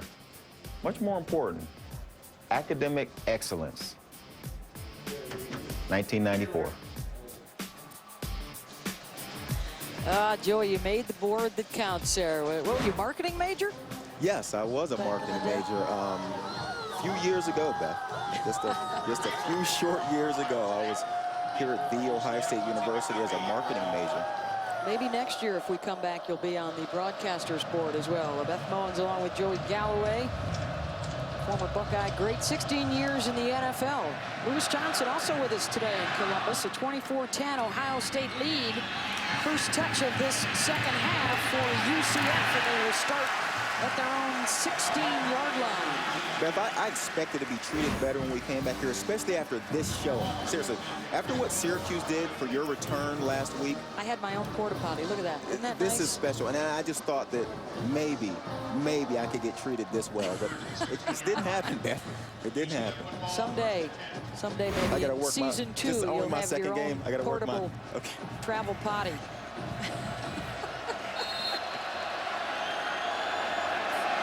Let's see what Central Florida can do in their first opportunity of this second half. Blake Bortles with the give to Storm Johnson, getting his first career start today. Latavius Murray, the starter last week, out this afternoon with a bruised shoulder that he suffered in the opener. And Storm had a decent first half, rushed for 63 yards, including a 48-yard scamper that set them up for a score. Eventually, UCF is going to have to take a little more shot downfield. Bortles had a great first half, 8 of 11, but only 45 yards, Beth. Sustaining drives versus this defense is tough. Going to have to go downfield a little more. Johnson trying to get to the outside and can't get by Garrett Goebel, the senior from Villa Park, Illinois, wrapping him up. Well, Monday Night Football returns September 10th with a primetime doubleheader for you. Cincinnati and Baltimore at 7, San Diego and the Oakland Raiders at 10:15 on ESPN. Got a doubleheader for you. Monday Night Countdown starts at 5 Eastern, served by Applebee's. 3rd and 10.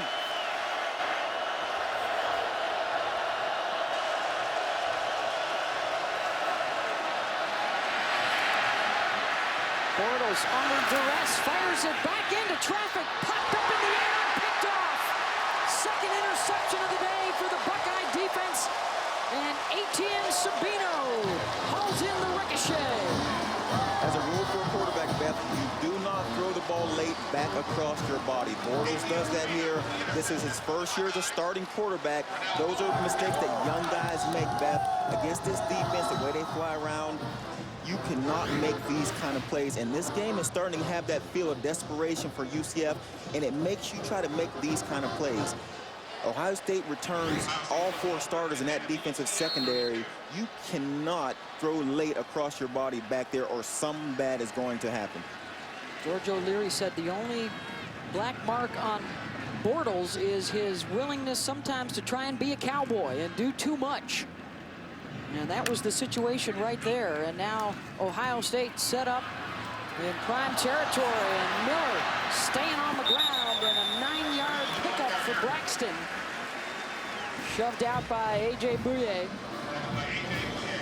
What Braxton Miller and Ohio State has done is they have gained yards on first down, and that is special. 19 carries for 128 yards already.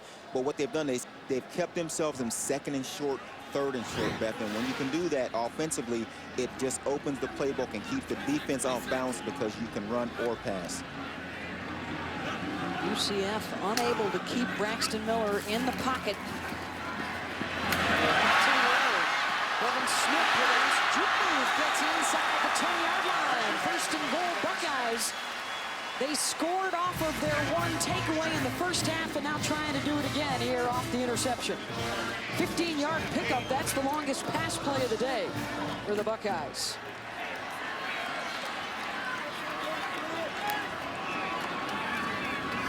Miller looking all the way to run with it. Braxton Miller into the end zone and his 3rd touchdown run of the day. Triggered by the block of Zach Boren, going in from 8 yards out. Would you expect anything different, Beth, in this game so far besides a Braxton Miller running touchdown? He's been that kind of guy today. When he gets 2 blockers out in front and gets his momentum going off that left side where they're a little better on the offensive line, he is unstoppable, and he's been unstoppable today. Whistle on the PAT attempt.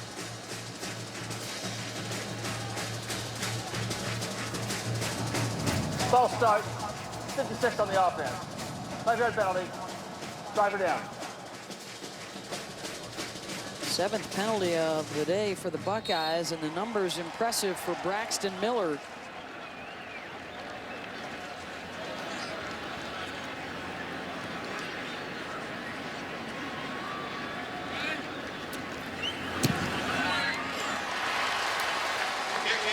Basil is true on the extra point, 31-10. And a big day for Braxton and the Buckeyes so far.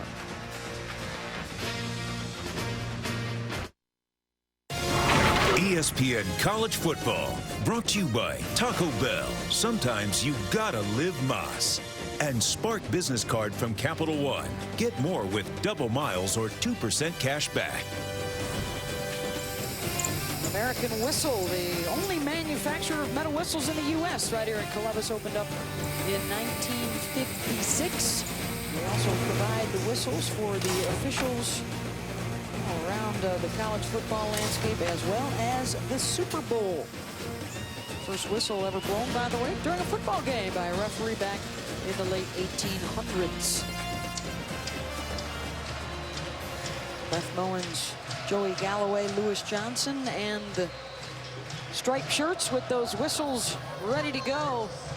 A couple of possessions here in the 3rd quarter for Ohio State and a couple of touchdowns.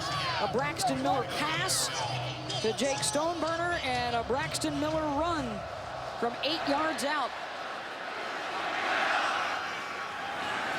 And Riddell Hall's going to try and bring it out and make something happen on special teams, and he'll get taken down at the 15-yard line. How about a look at the work of Braxton Miller, Joey?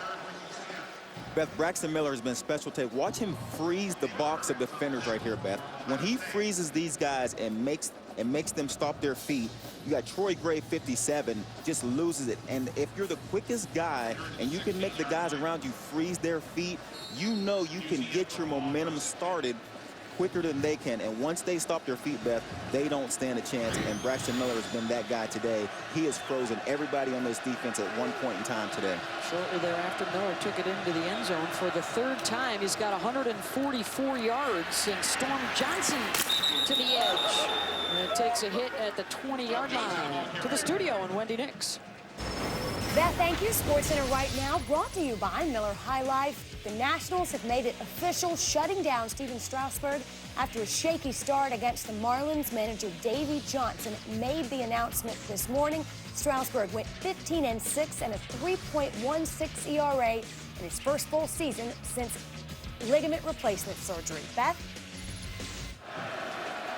Thank you, Wendy. Boy, that's going to be real interesting come postseason time if Steven Strasburg is in the dugout. And a nice hit coming up from the secondary. Christian Bryant with the initial contact of Storm Johnson. Beth, at some point in time here, we're going to find out if Bortles can stand in the pocket and lead this offense with his arm. It's getting to that stage of game. They're down 21 points in the middle of the third quarter. They're still trying to stick with the game plan and run the ball. It's a 3rd and 5 here. It's a key first down that they need to get so they can get something started offensively. Bortles is 8 of 12, but his last 2 passes both tipped and picked off. They both led to Ohio State touchdowns. Bortles fires complete across the 25 to the 27 and a first down for the Knights to J.J. Wharton. I think Bortles needed that completion. This offense needed that completion, Beth. They have not been able to stay on the field. They have not been able to sustain anything. Ohio State scored at the end of the half, and then they come out and score again. So it's important for UCF somehow to flip this momentum back in their favor. And the only way they can do that is to sustain a drive on offense. Well, we know if nothing else, Blake Bortles is a resilient young man. And first down here, back to throw it. Looking deep, he's got a man open at the 40-yard line of the Buckeyes, and diving to make the grab, Quincy McDuffie. Pick up a 35 yards and a miscue in the secondary for the Buckeyes. This is a big play, Beth, and I don't want to take anything away from this play by McDuffie, but this has got to be a touchdown, Beth. He has got to find a way to continue running, catch that ball, and get to the end zone. They've had trouble sustaining drives, as I just said. Now, instead of a touchdown, it's a 1st and 10, and they're coming into the red zone, but they still have work to do. McDuffie, the senior from Orlando, hauling it in, his 3rd catch of the day. To the air again, the receiver screen. Jeff Godfrey speaking about the Bortles resiliency. As we take a look at the last time that George O'Leary was here was with the Syracuse University coaching staff, along with Tom Coughlin, who was the offensive coordinator on that team. And Randy Edsall, the current head coach at Maryland, all came here in 1980 to face the Buckeyes when they were ranked #1 in the country. Those are nice Syracuse coaching uniforms you guys got there, man. That was a 31-21 win for the top-ranked Ohio State team. Blocking the screen pass is Johnson. And getting back to Blake Bortles in that last pass to Jeff Godfrey. Godfrey was the starting quarterback. They came in together, did Godfrey and Bortles. Godfrey guided the team to the Conference USA Championship in 2010. And a lot of folks were telling Blake Bortles to leave and get out of town. And Blake said, no, I'm going to stick it out. I'm going to try and win this job fair and square. And he was able to take over late last season. And now Godfrey moving to wideout. And the coaches rave about Bortles' poise and fieldmanship. And he's got an opportunity here to try and make something happen.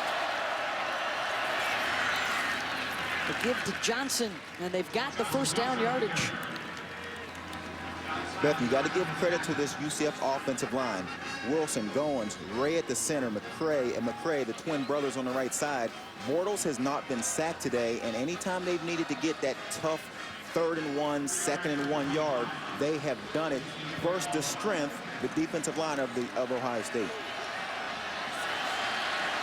This Buckeye rush defense that has been so good through the years being tested today.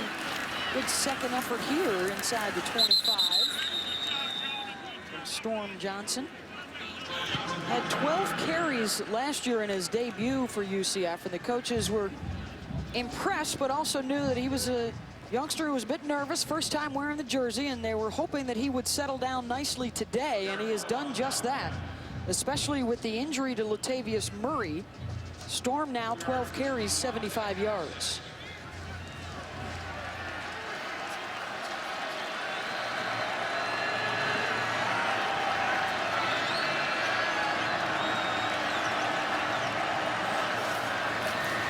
The blitz from the edge and out into the flat, incomplete. C.J. Barnett was all over it and coming up with the big hit. Today on ESPN at 3:30 Eastern, it's Florida and Texas A&M in the SEC debut for the Aggies in Kyle Field. Number 24 Gators headed to town with starting quarterback Jeff Driscoll trying to get something done. 3:30 today. It's also available on the Watch ESPN app. Well, here we go again. Another third down situation, 3rd and 6. Beth, this is when 104,000 fans in the stands should matter. This is when the noise should matter. Bortles under pressure as he releases, and a penalty flag down. And a couple of freshmen, Adolphus Washington and Noah Spence, getting right at Bortles.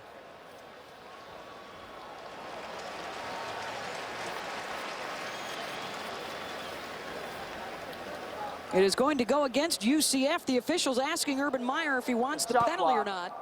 8 on the offense. 15-yard penalty. 3rd down. Storm Johnson called for the chop block, I believe, on the other number 8, Noah Spence. And as I just mentioned, Bortles had not been sacked today. And then the offensive, I don't know if I jinxed them or what happened here, but now they get a penalty on the offensive line. But before that play, the offensive line had done a terrific job of keeping Bortles upright. He had time in the pocket. Now this is a situation where you're down 21 in the 3rd quarter. You got to try to make a play. You can't afford to continue to have drives and not come away with points.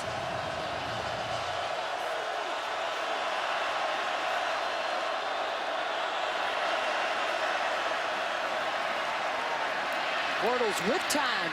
Looking downfield, he's got a man open at the 10-yard line, and a first down UCF to J.J. Wharton.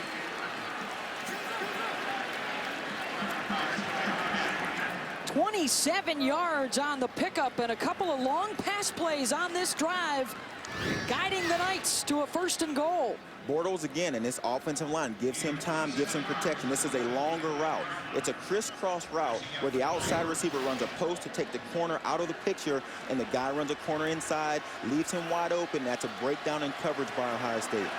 Bortles this time will go under center. Brent Harvey, the lone setback.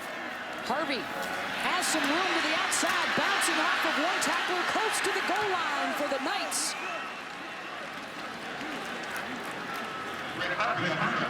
Trying to answer a score on the last possession for the Buckeyes with a long sustained drive of their own. 2:45 to play in the 3rd. You can tell the confidence of this offense, the confidence of this offensive line, and the coaching staff believing that they can run the ball versus this defense. We'll see here. I expect another run. They've been very good on getting short yardage. Expect to see another run up the middle.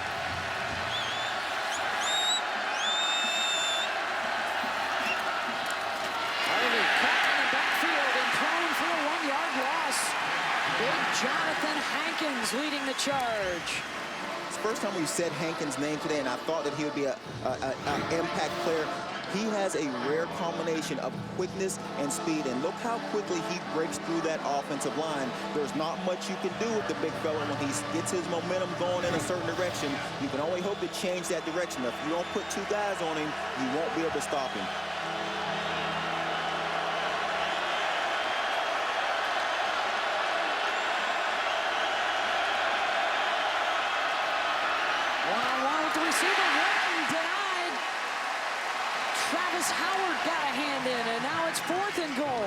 And the 14th play of the drive coming up. Interesting that he used Wharton to run that outside slant. Coach shows he is their best slot receiver.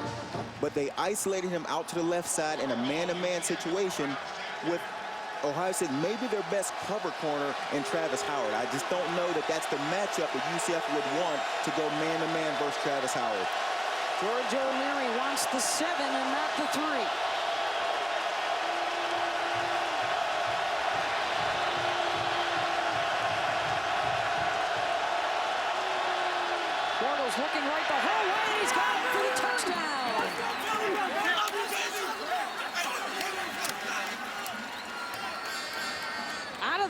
field, Billy Giovanetti, the son of a UCF Hall of Famer, hauls in the touchdown.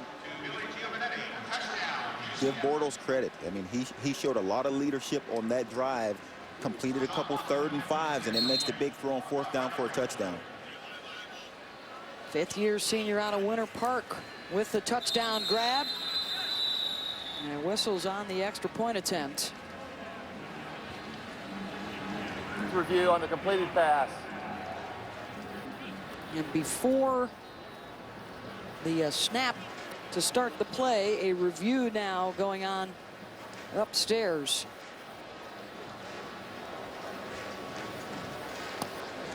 And go to the replay booth anytime there's a scoring play involved. They want to make sure that Giovanetti has the ball in the end zone.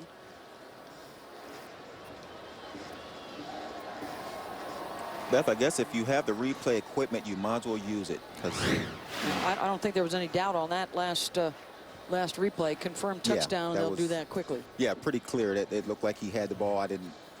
Yes, pretty clear touchdown to me, Beth. Second generation Knight. His father played in Orlando prior to the school going FBS, and now the son bringing it in. After review, the ruling of the touchdown is confirmed. We'll have the try for point.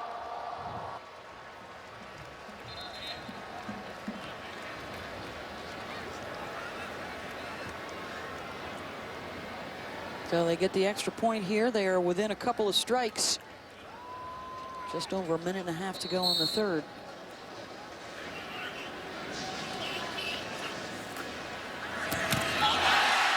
the PAT is blocked. Second week in a row, the Buckeyes special teams make a play. Jonathan Hankins got a hand on it, and for the second time today, Howard is a bit slow to get up. The Buckeyes able to knock it down.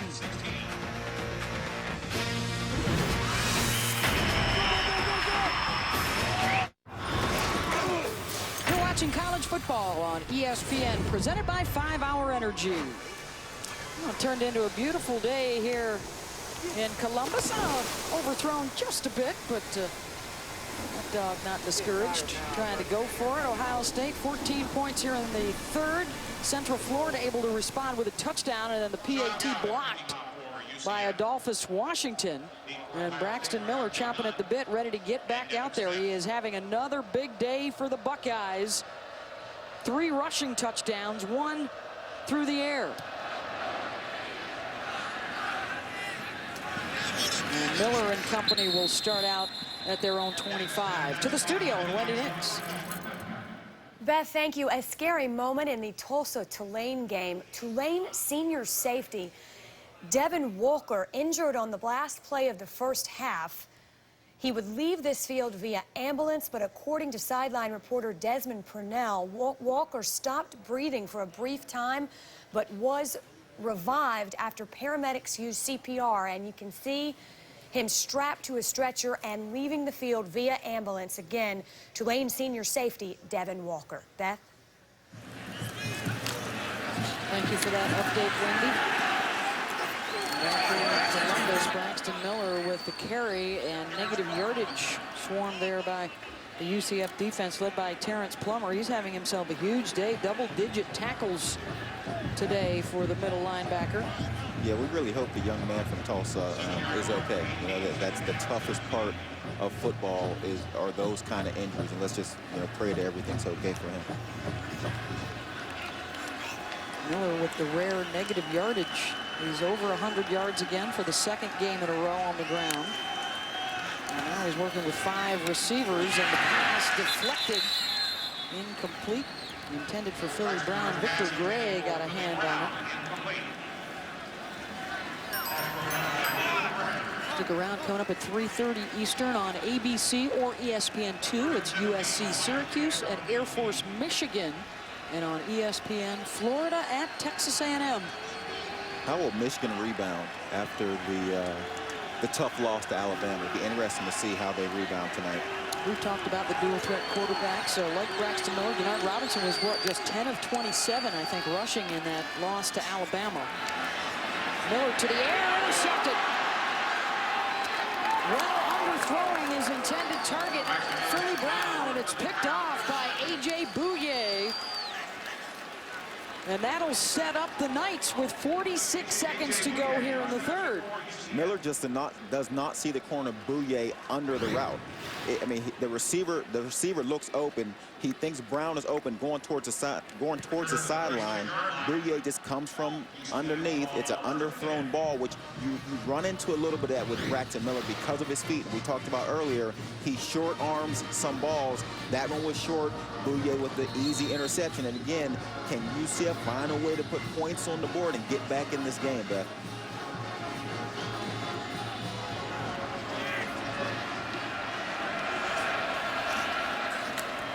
Boys are going to try the end around. Quincy McDuffie may have gotten a yard. Well, we've been talking about Braxton Miller's footwork. The coaching staff has been working with him. How about on this last pass, it gets picked? Beth, he straightens out the front leg. It seems almost too early, and then all he's throwing the ball with is his arm. His body is not into it, and the ball comes up short, which you see that happen with Braxton Miller. The more he throws, and we watch film, you see a lot of his throws come up a little short because of that throwing motion. Second turnover of the day, forced by the UCF defense.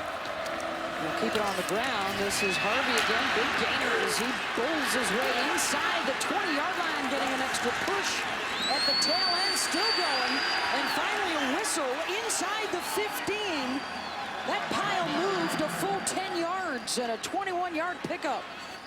Beth, the left side of that offensive line, you got Wilson Goins and the leader, Jordan Ray at center. They're getting their confidence going, and then the running back, once he gets into that secondary, gets his bull rush going, and they can't stop him.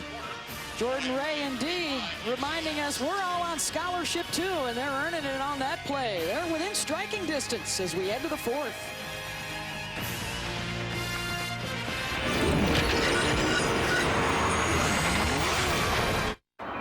The Knights are on the move as we take a look at today's hardest working player, brought to you by Polaris, and it's Brent Harvey. Look at that extra effort, second and third time for the senior from Largo, Florida. Here's a young man that is a 1,000-yard rusher, was an all-conference USA performer, then had an ACL injury, and coming back one more time, trying to guide the Knights to within a touchdown. Harvey wrapped up by Hankins and Shazier in what would be the biggest win in school history. They are looking for their first non-conference win against a ranked opponent, against a Buckeye team that has won 58 straight at home against non-conference unranked opponents. How about the depth that UCF has at running back? Latavius Murray, the starter, does not play. They go with Storm Johnson, and now Brent Harvey, another top-notch running back. Second and 10 for Bortles. Into the slant, and he's got his man, Rennell Hall, with the catch inside the 10. Tackled by Travis Howard. There's a 6-yard gain. And the second catch today by Hall. And for the third time today, Travis Howard staying down on the turf after the play. The senior out of Miami, 2 interceptions last week, has another pick today. Again, he falls on that shoulder, which I think was the issue earlier in the day when he came up and made the hit, I believe, on Storm Johnson. Come off with a shoulder issue and falls again on that shoulder. So we'll have to pay attention and see what that is with the shoulder that's giving him an issue. 14:24 to go, just underway here in the fourth quarter. 14th ranked Ohio State leading Central Florida 31-16. Braxton Miller accounting for 4 touchdowns today for the Buckeyes, but it's the Knights right now threatening to make things very interesting. Howard is out, replaced by Duran Grant.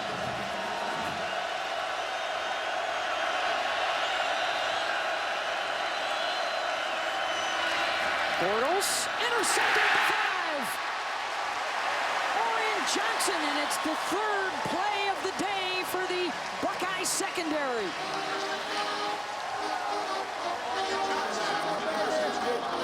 As a quarterback, throwing the ball versus a zone coverage, you cannot stare down your receiver.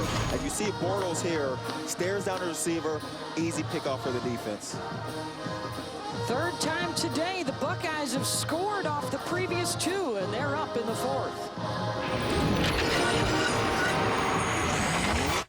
College football in high definition is presented by Vizio. Well, former President McKinley, his monument outside the state capitol here in Columbus. The Buckeyes leading Central Florida 31-16 early in this fourth quarter. An interception for Ohio State inside their own 10-yard line, thwarting the drive from Central Florida. And now Braxton Miller in the offense back out there. And Miller run out of bounds. And this is the second game of the Urban Meyer era. After he left Florida and took a year sabbatical, was up in the broadcast booth, realized how much he missed the game. And when you talk about a pressure cooker at Florida and the health issues that he had, well, there aren't many bigger stages that you can step back onto than this one here in Columbus, where it all began for Urban. His first stop in his coaching journey, born and raised here in the state. Now back to try and guide the Buckeyes, and Devontae Dunn to the 19-yard line. You know, Buckeye fans know all about what goes on in Columbus and around the state, and really, Joey, around the country, because according to Sportals.com, this is the biggest fan base in college football. Ohio State in front of Alabama, Oklahoma, Michigan, and Auburn. And that's one of the selling points.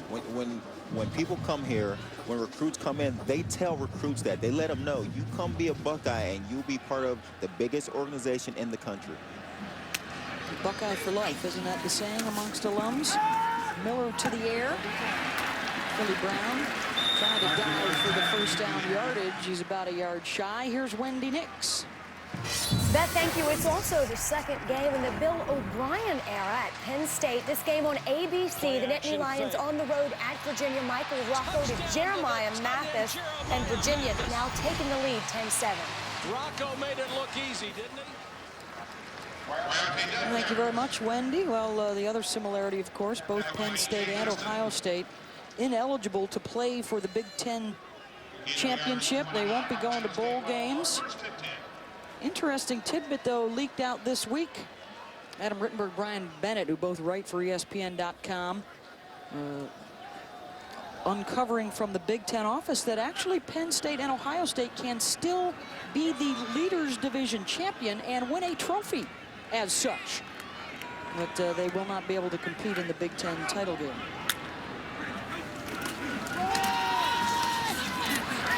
Miller corralled at the 34. Troy Davis with the tackle. Here is the Ohio State situation, the postseason ban for this year, reduction in scholarships, probation.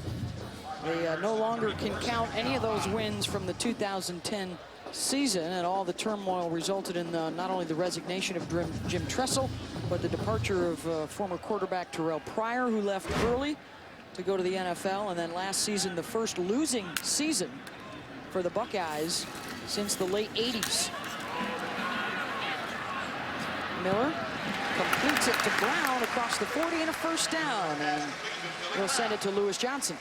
Well, kind of piggybacking on your discussion about Urban Meyer returning to the college football sideline, he is doing some things different, and I believe people know that he has a contract with his family, which was signed before he signed his deal here with Ohio State.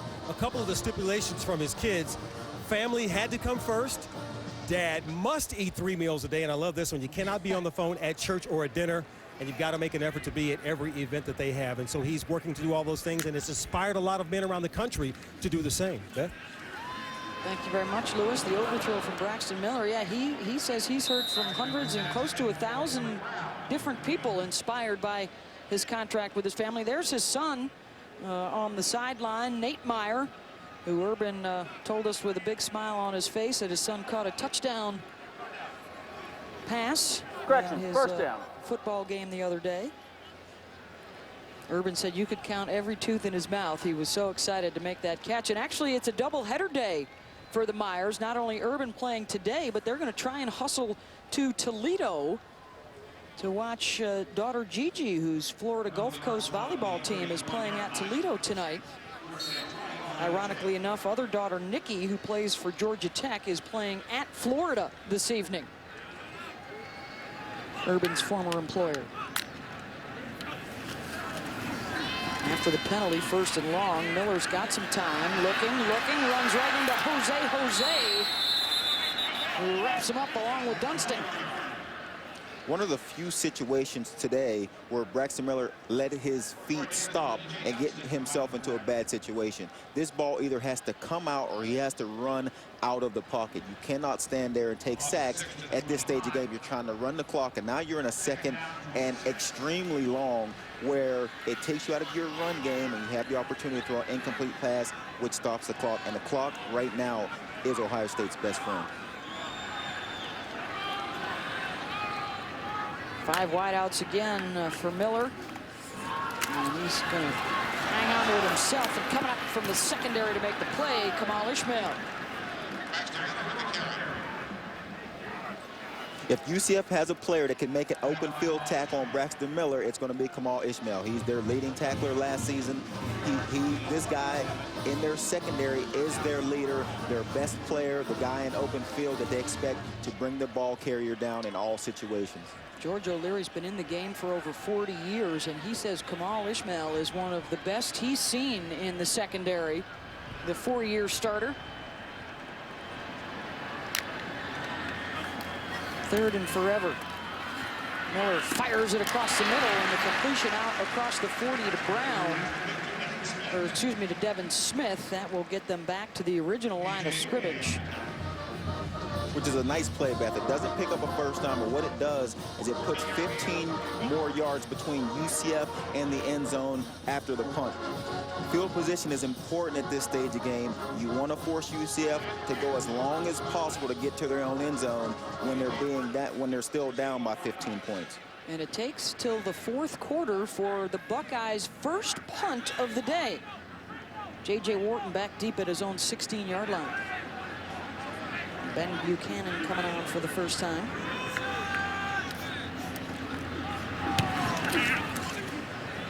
Wharton's going to take it on the move. And Wharton out across the 30 to the 31-yard line. 8:42 to go. 31-16 Buckeyes. And the solitary figure at the shoe, still taking it all in. ESPN College Football is presented by 5-Hour Energy, hours and hours of energy. And in part by the Volkswagen Passat, 2012 Motor Trend Car of the Year. Well, the Golden Bear had nerves of steel on the golf course from the Jack Nicklaus Museum. How about the nerves of steel of this guy right here? Well, that's the police officer who's up on his perch. He is a long way up, and Joey, talk about the footwork. He's on a slant there. You don't know if you can appreciate just how high that guy is on a slant. Terrific feet work to keep his balance. Back to the action down on the field, and UCF needs a couple of scores here in the final 8.5 minutes. Can Blake Bortles lead the charge? As Bryn Harvey gets the carry, Bortles is 14 for 22 today, 130 yards. He's got a couple of touchdowns, but he has also thrown 3 interceptions. At some point, UCF is going to have a sense of urgency on offense. And right now, they don't seem as if they're in a hurry-up style offense, down 15 points with 8 minutes left in the 4th quarter. They had that 35-yard pass play earlier in the half, but we have not seen many throws downfield from either side as they pick up the first down out to their 45, and it's time for a Sports Center right now. Beth, thank you. It is Sports Center right now, brought to you by Miller High Life. Baseball news, the Nationals have made it official, shutting down Stephen Strasburg after a shaky start against the Marlins. That announcement was made official this morning, so Strasburg done for the season. He will not pitch in the postseason.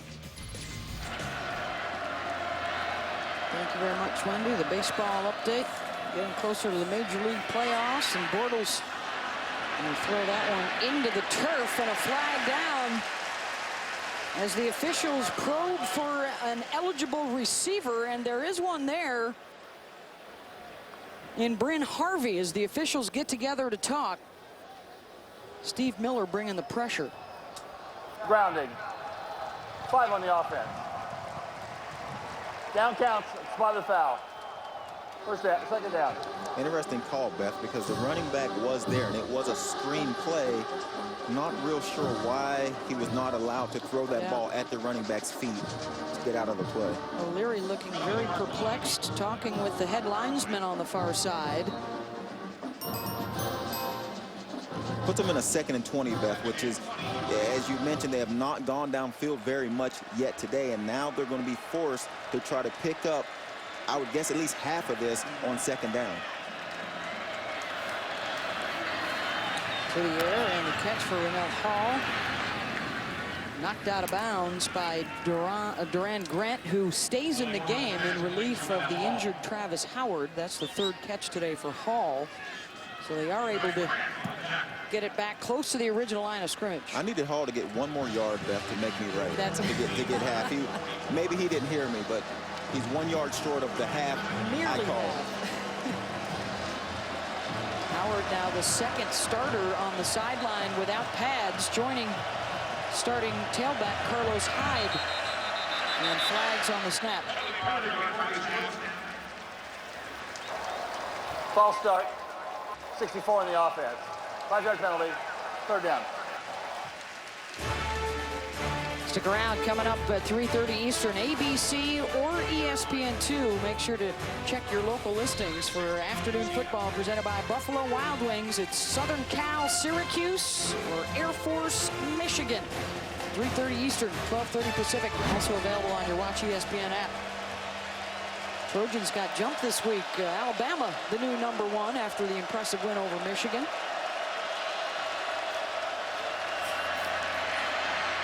Bortles fires downfield to Hall across midfield.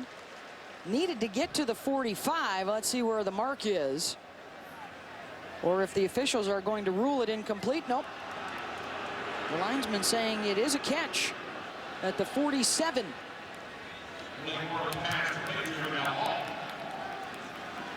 So 4th and a couple here for UCF.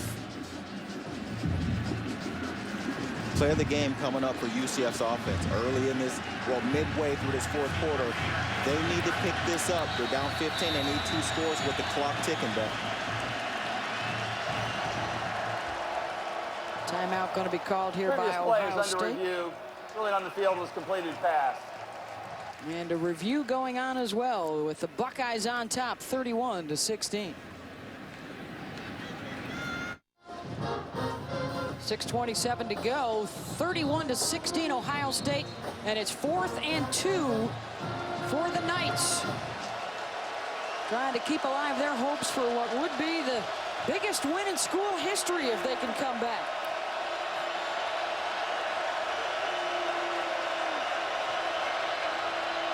Bortles, pressure coming up front. Hankins in his face, passes away, and it is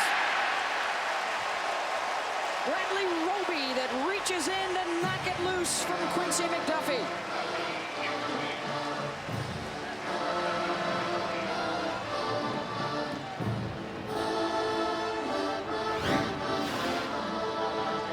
How about the hands by Roby?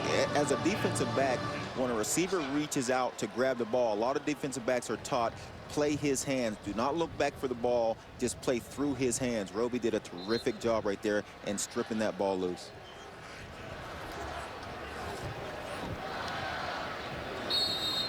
Now the Buckeyes will have it back near midfield, 1st and 10. Braxton Miller's got Bryante Dunn with him in the backfield. Devin Smith into UCF territory to the 48-yard line. Under 6 to go, and they'll try and work some of the clock here at Ohio State. We've talked about how significant a move it is for Urban Meyer to come back here to mentor the Buckeyes. They are the most popular college football team in the U.S., according to the New York Times, in front of Michigan, Penn State, Notre Dame, and Texas.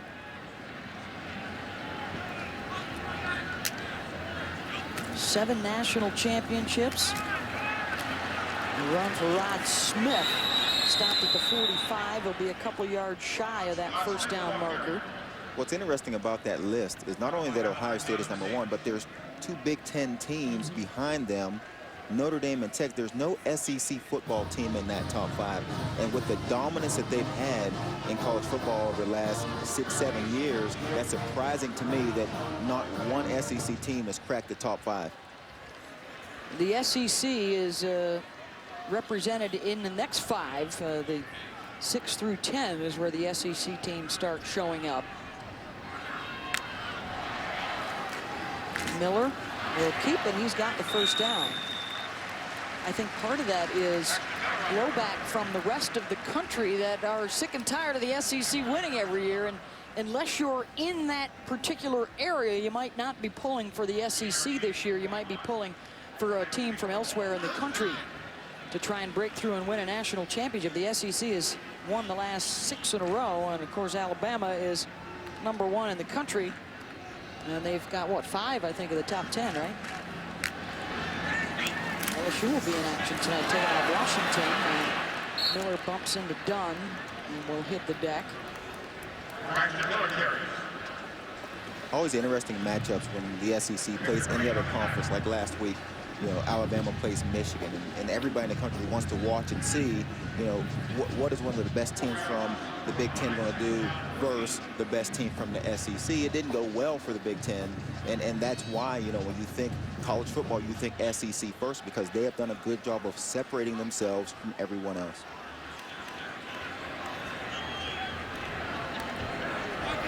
On 2nd and 14, they're letting the clock work. 3.5 to go. Miller takes a hit, gets the pass away, and it's caught at the 40-yard line by Smith.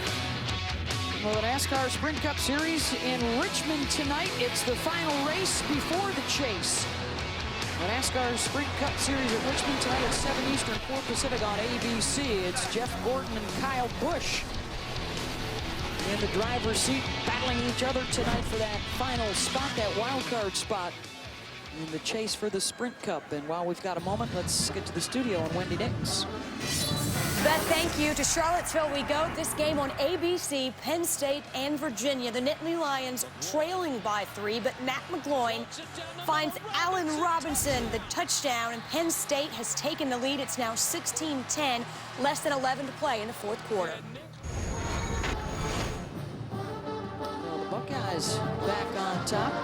Ohio State will be traveling to Penn State late October on the schedule. Beth, are you going to watch the race tonight? I got to see how Matt Kenseth does, don't I? Yeah, Matt is my guy. But Yeah. Jeff Gordon, this will be his last chance to get into the chase. Last chance for Jeff Gordon. It's a big one tonight, Beth. I'd sit down and watch if I were you. I think I'm going for Gordon over Kyle Busch. The Big Ten, the leaders and legends. Who you like winning the Big Ten this year? I think that I like what Michigan does. I like Wisconsin. 5-yard penalty, 3rd down. I think it's going to be a 4-team race, you know, and I'm going to include Ohio State in that, you know, even with the sanctions. I think that Michigan State, Michigan, Wisconsin, and Ohio State are the 4 best teams. And I think you would have to say, even with what happened at Alabama, Michigan would probably still be favored at this point, Beth, just because, you know, the record last year, and you know, I think that Wisconsin lost a lot. So let's say Michigan for now. 3rd and 14. Miller, incomplete, dropped across the middle. I think a lot of folks have Purdue possibly as a sleeper. They've got a lot of experience back. I think we'll find out a lot more about the Boilermakers today after their game in South Bend against the Fighting Irish. And Nebraska with a test today out west. They'll be at UCLA later tonight. Nebraska's another team with an athletic quarterback that can make plays with his feet. Taylor Martinez, you've got to contain him in the pocket also. Another one of those athletic quarterbacks.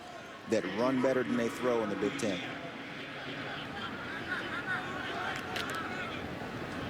Running unit on here with 3:14 to go. Delay of game, kicking team, 5-yard penalty, 4th down. That is now double-digit penalties on the day for Ohio State. Beth, I know that one counts in the stats, but I do believe that that's one of those penalties, as a punter, you would like to have the extra 5 yards to work with, you know, and again, it counts on the stats, but as far as penalties go, that's not one that hurts you much. Buchanan gets it off. Morton, and a fair catch it at the 11.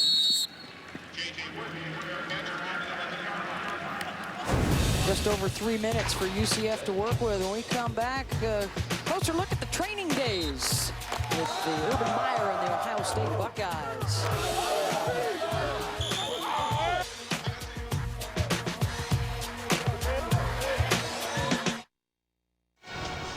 Back here on the banks of the Olentangy River in Columbus, Ohio. Buckeyes trying to close out Central Florida 31-16. Just over 3 minutes for the Knights to try and generate something late. Braxton Miller, another big day for the Buckeyes, accounting for 4 touchdowns. Another 100-yard rushing day for Miller. Blake Bortles.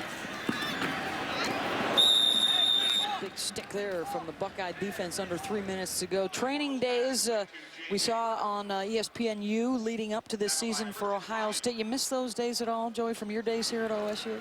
Beth, not at all. When I see that stuff, it just reiterates to me how happy I am to be up here in the booth with you. I want no part of what those guys go through in camp. I remember those days. I remember the smell, the feel, what your body feels like at the end of the day and how you feel when you get up in the morning. Camp is probably one of the worst experiences, Beth, that I've ever been a part of, and I went through a lot of them, Beth. 16 years in the NFL after your days here at Ohio State. With 4.1 speed, Joey, I can't imagine you took too many direct hits, did you, over the years? I tried to avoid the hits, Beth. I was always the fastest guy on the field, so I made sure I got out of the way of the big guys. USF trying to work that clock, getting out of bounds is J.J. Wharton. Pickup of 13.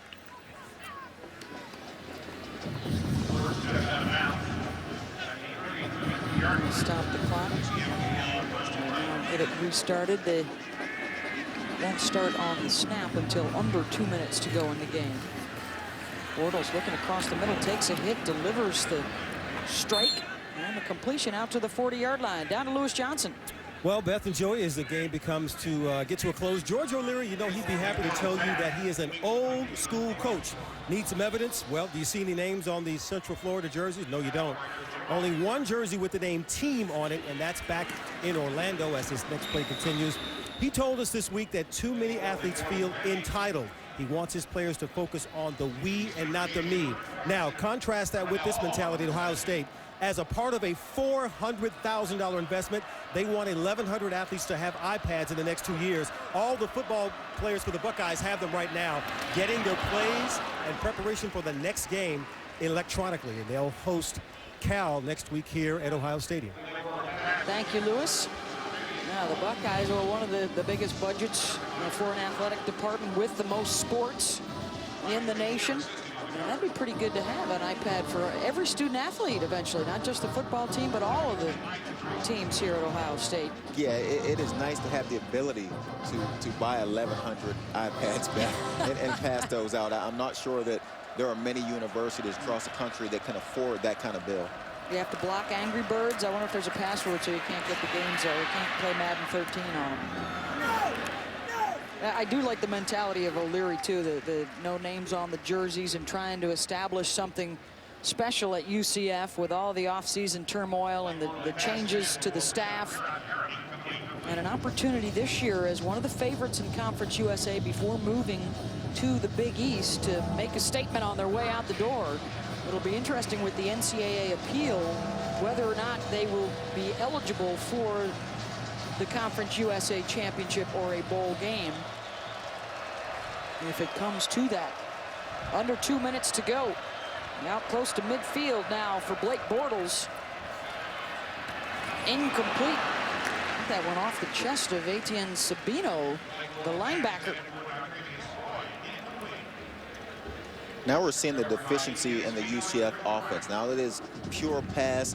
They can't mix in the run because of the time of the game, and this is what they talked about.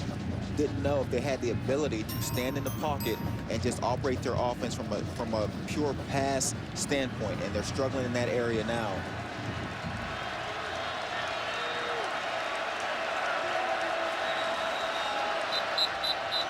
O'Leary wants a timeout.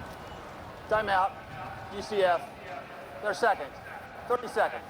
So they will have one timeout to work with and 1:38 on the clock.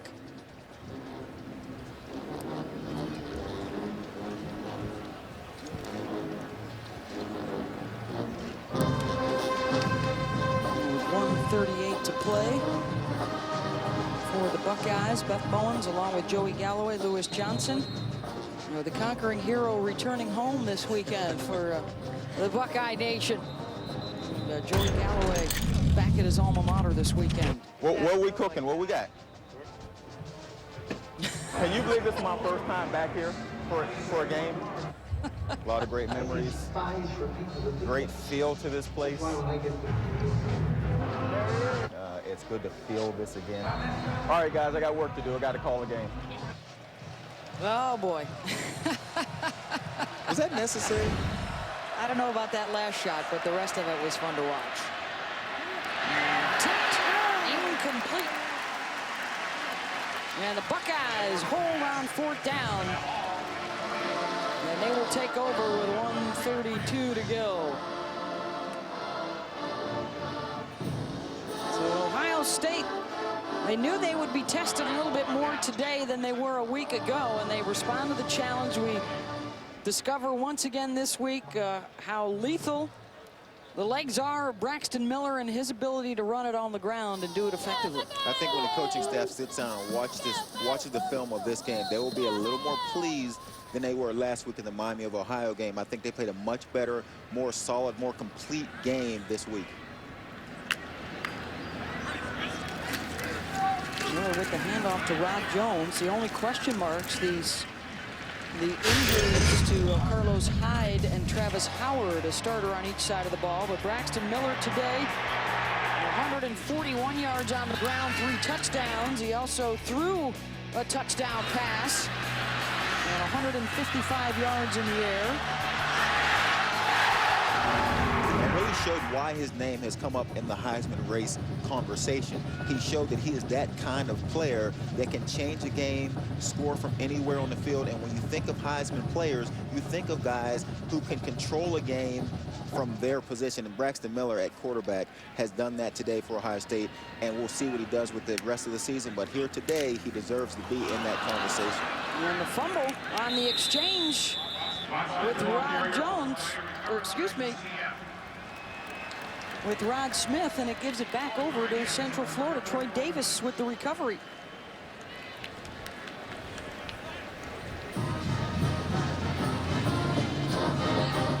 Yeah, when Braxton Miller's name came up last week at a press conference with the Heisman attached to it, oh gosh, was the response of Urban Meyer. He doesn't think that they're quite there just yet.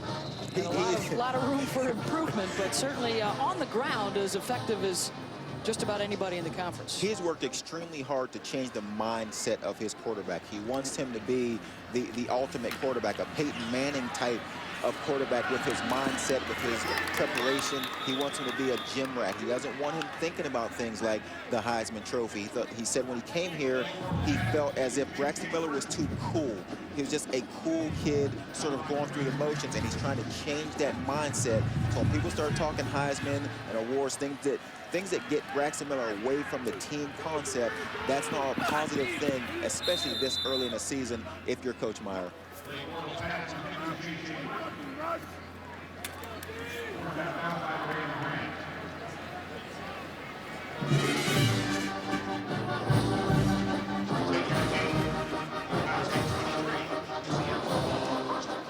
First and 10 from the 23. Braxton Miller, a much deserved break over there on the sideline. UCF will be able to take plenty from today as well. They've still got a date with Missouri and SEC foe coming up before they get into Conference US play. So they are testing themselves and preparing themselves. I really believe that offensive line play for UCF today has been tremendous. I mean, we talked about early on how good the defensive line is for Ohio State. You think Simon, Hankins, Goebel, and this offensive line have kept their quarterback Bortles upright. No one has got to him today, and they've run the ball effectively, giving their offense a chance to operate. Incomplete at the goal line. Broken up by C.J. Barnett, intended for Godfrey.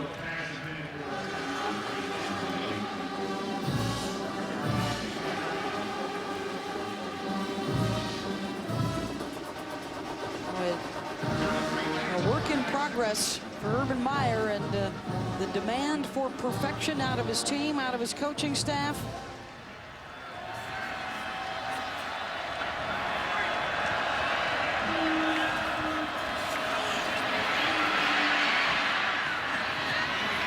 Inside the 10-yard line. And first down yardage there for UCF, and they will call a timeout with 3 seconds left here. Well, Beth, you can't take them home with you. You might as well you might as well use them when you can, Beth, because once you get on the bus, you can no longer use them. And you know, if you're coming here to try and improve your team, and you have a chance to get one more play, why not? Yeah, enjoy your time at Ohio Stadium, Beth. Don't cut it short. Yep. Here's the remaining schedule for the Buckeyes. Cal and UAB out of conference. And then they'll open up Big Ten play at Michigan State on September 29th. The back end is particularly daunting there at Wisconsin before the team up north, as they like to say in these parts, on November 24th. The Michigan State-Nebraska back-to-back, and then later in the season, Wisconsin-Michigan back-to-back. That's the tough part, because you're playing, top 20 teams back-to-back weeks. And it's always tough to get up 2 weeks in a row. It's tough to get a football team to play well 2 weeks in a row versus tough opponents. The team that knows it will not be playing in a bowl at the end of the road.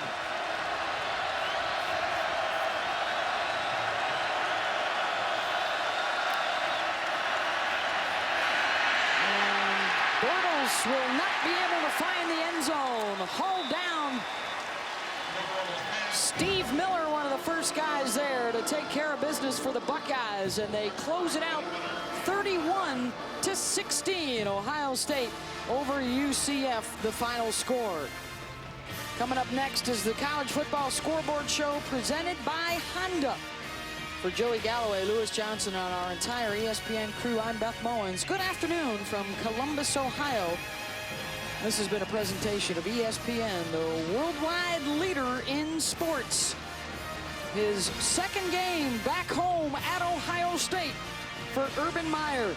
Ups and downs continue, but they are 2-0. And now let's send you back to the studio and Wendy Nix.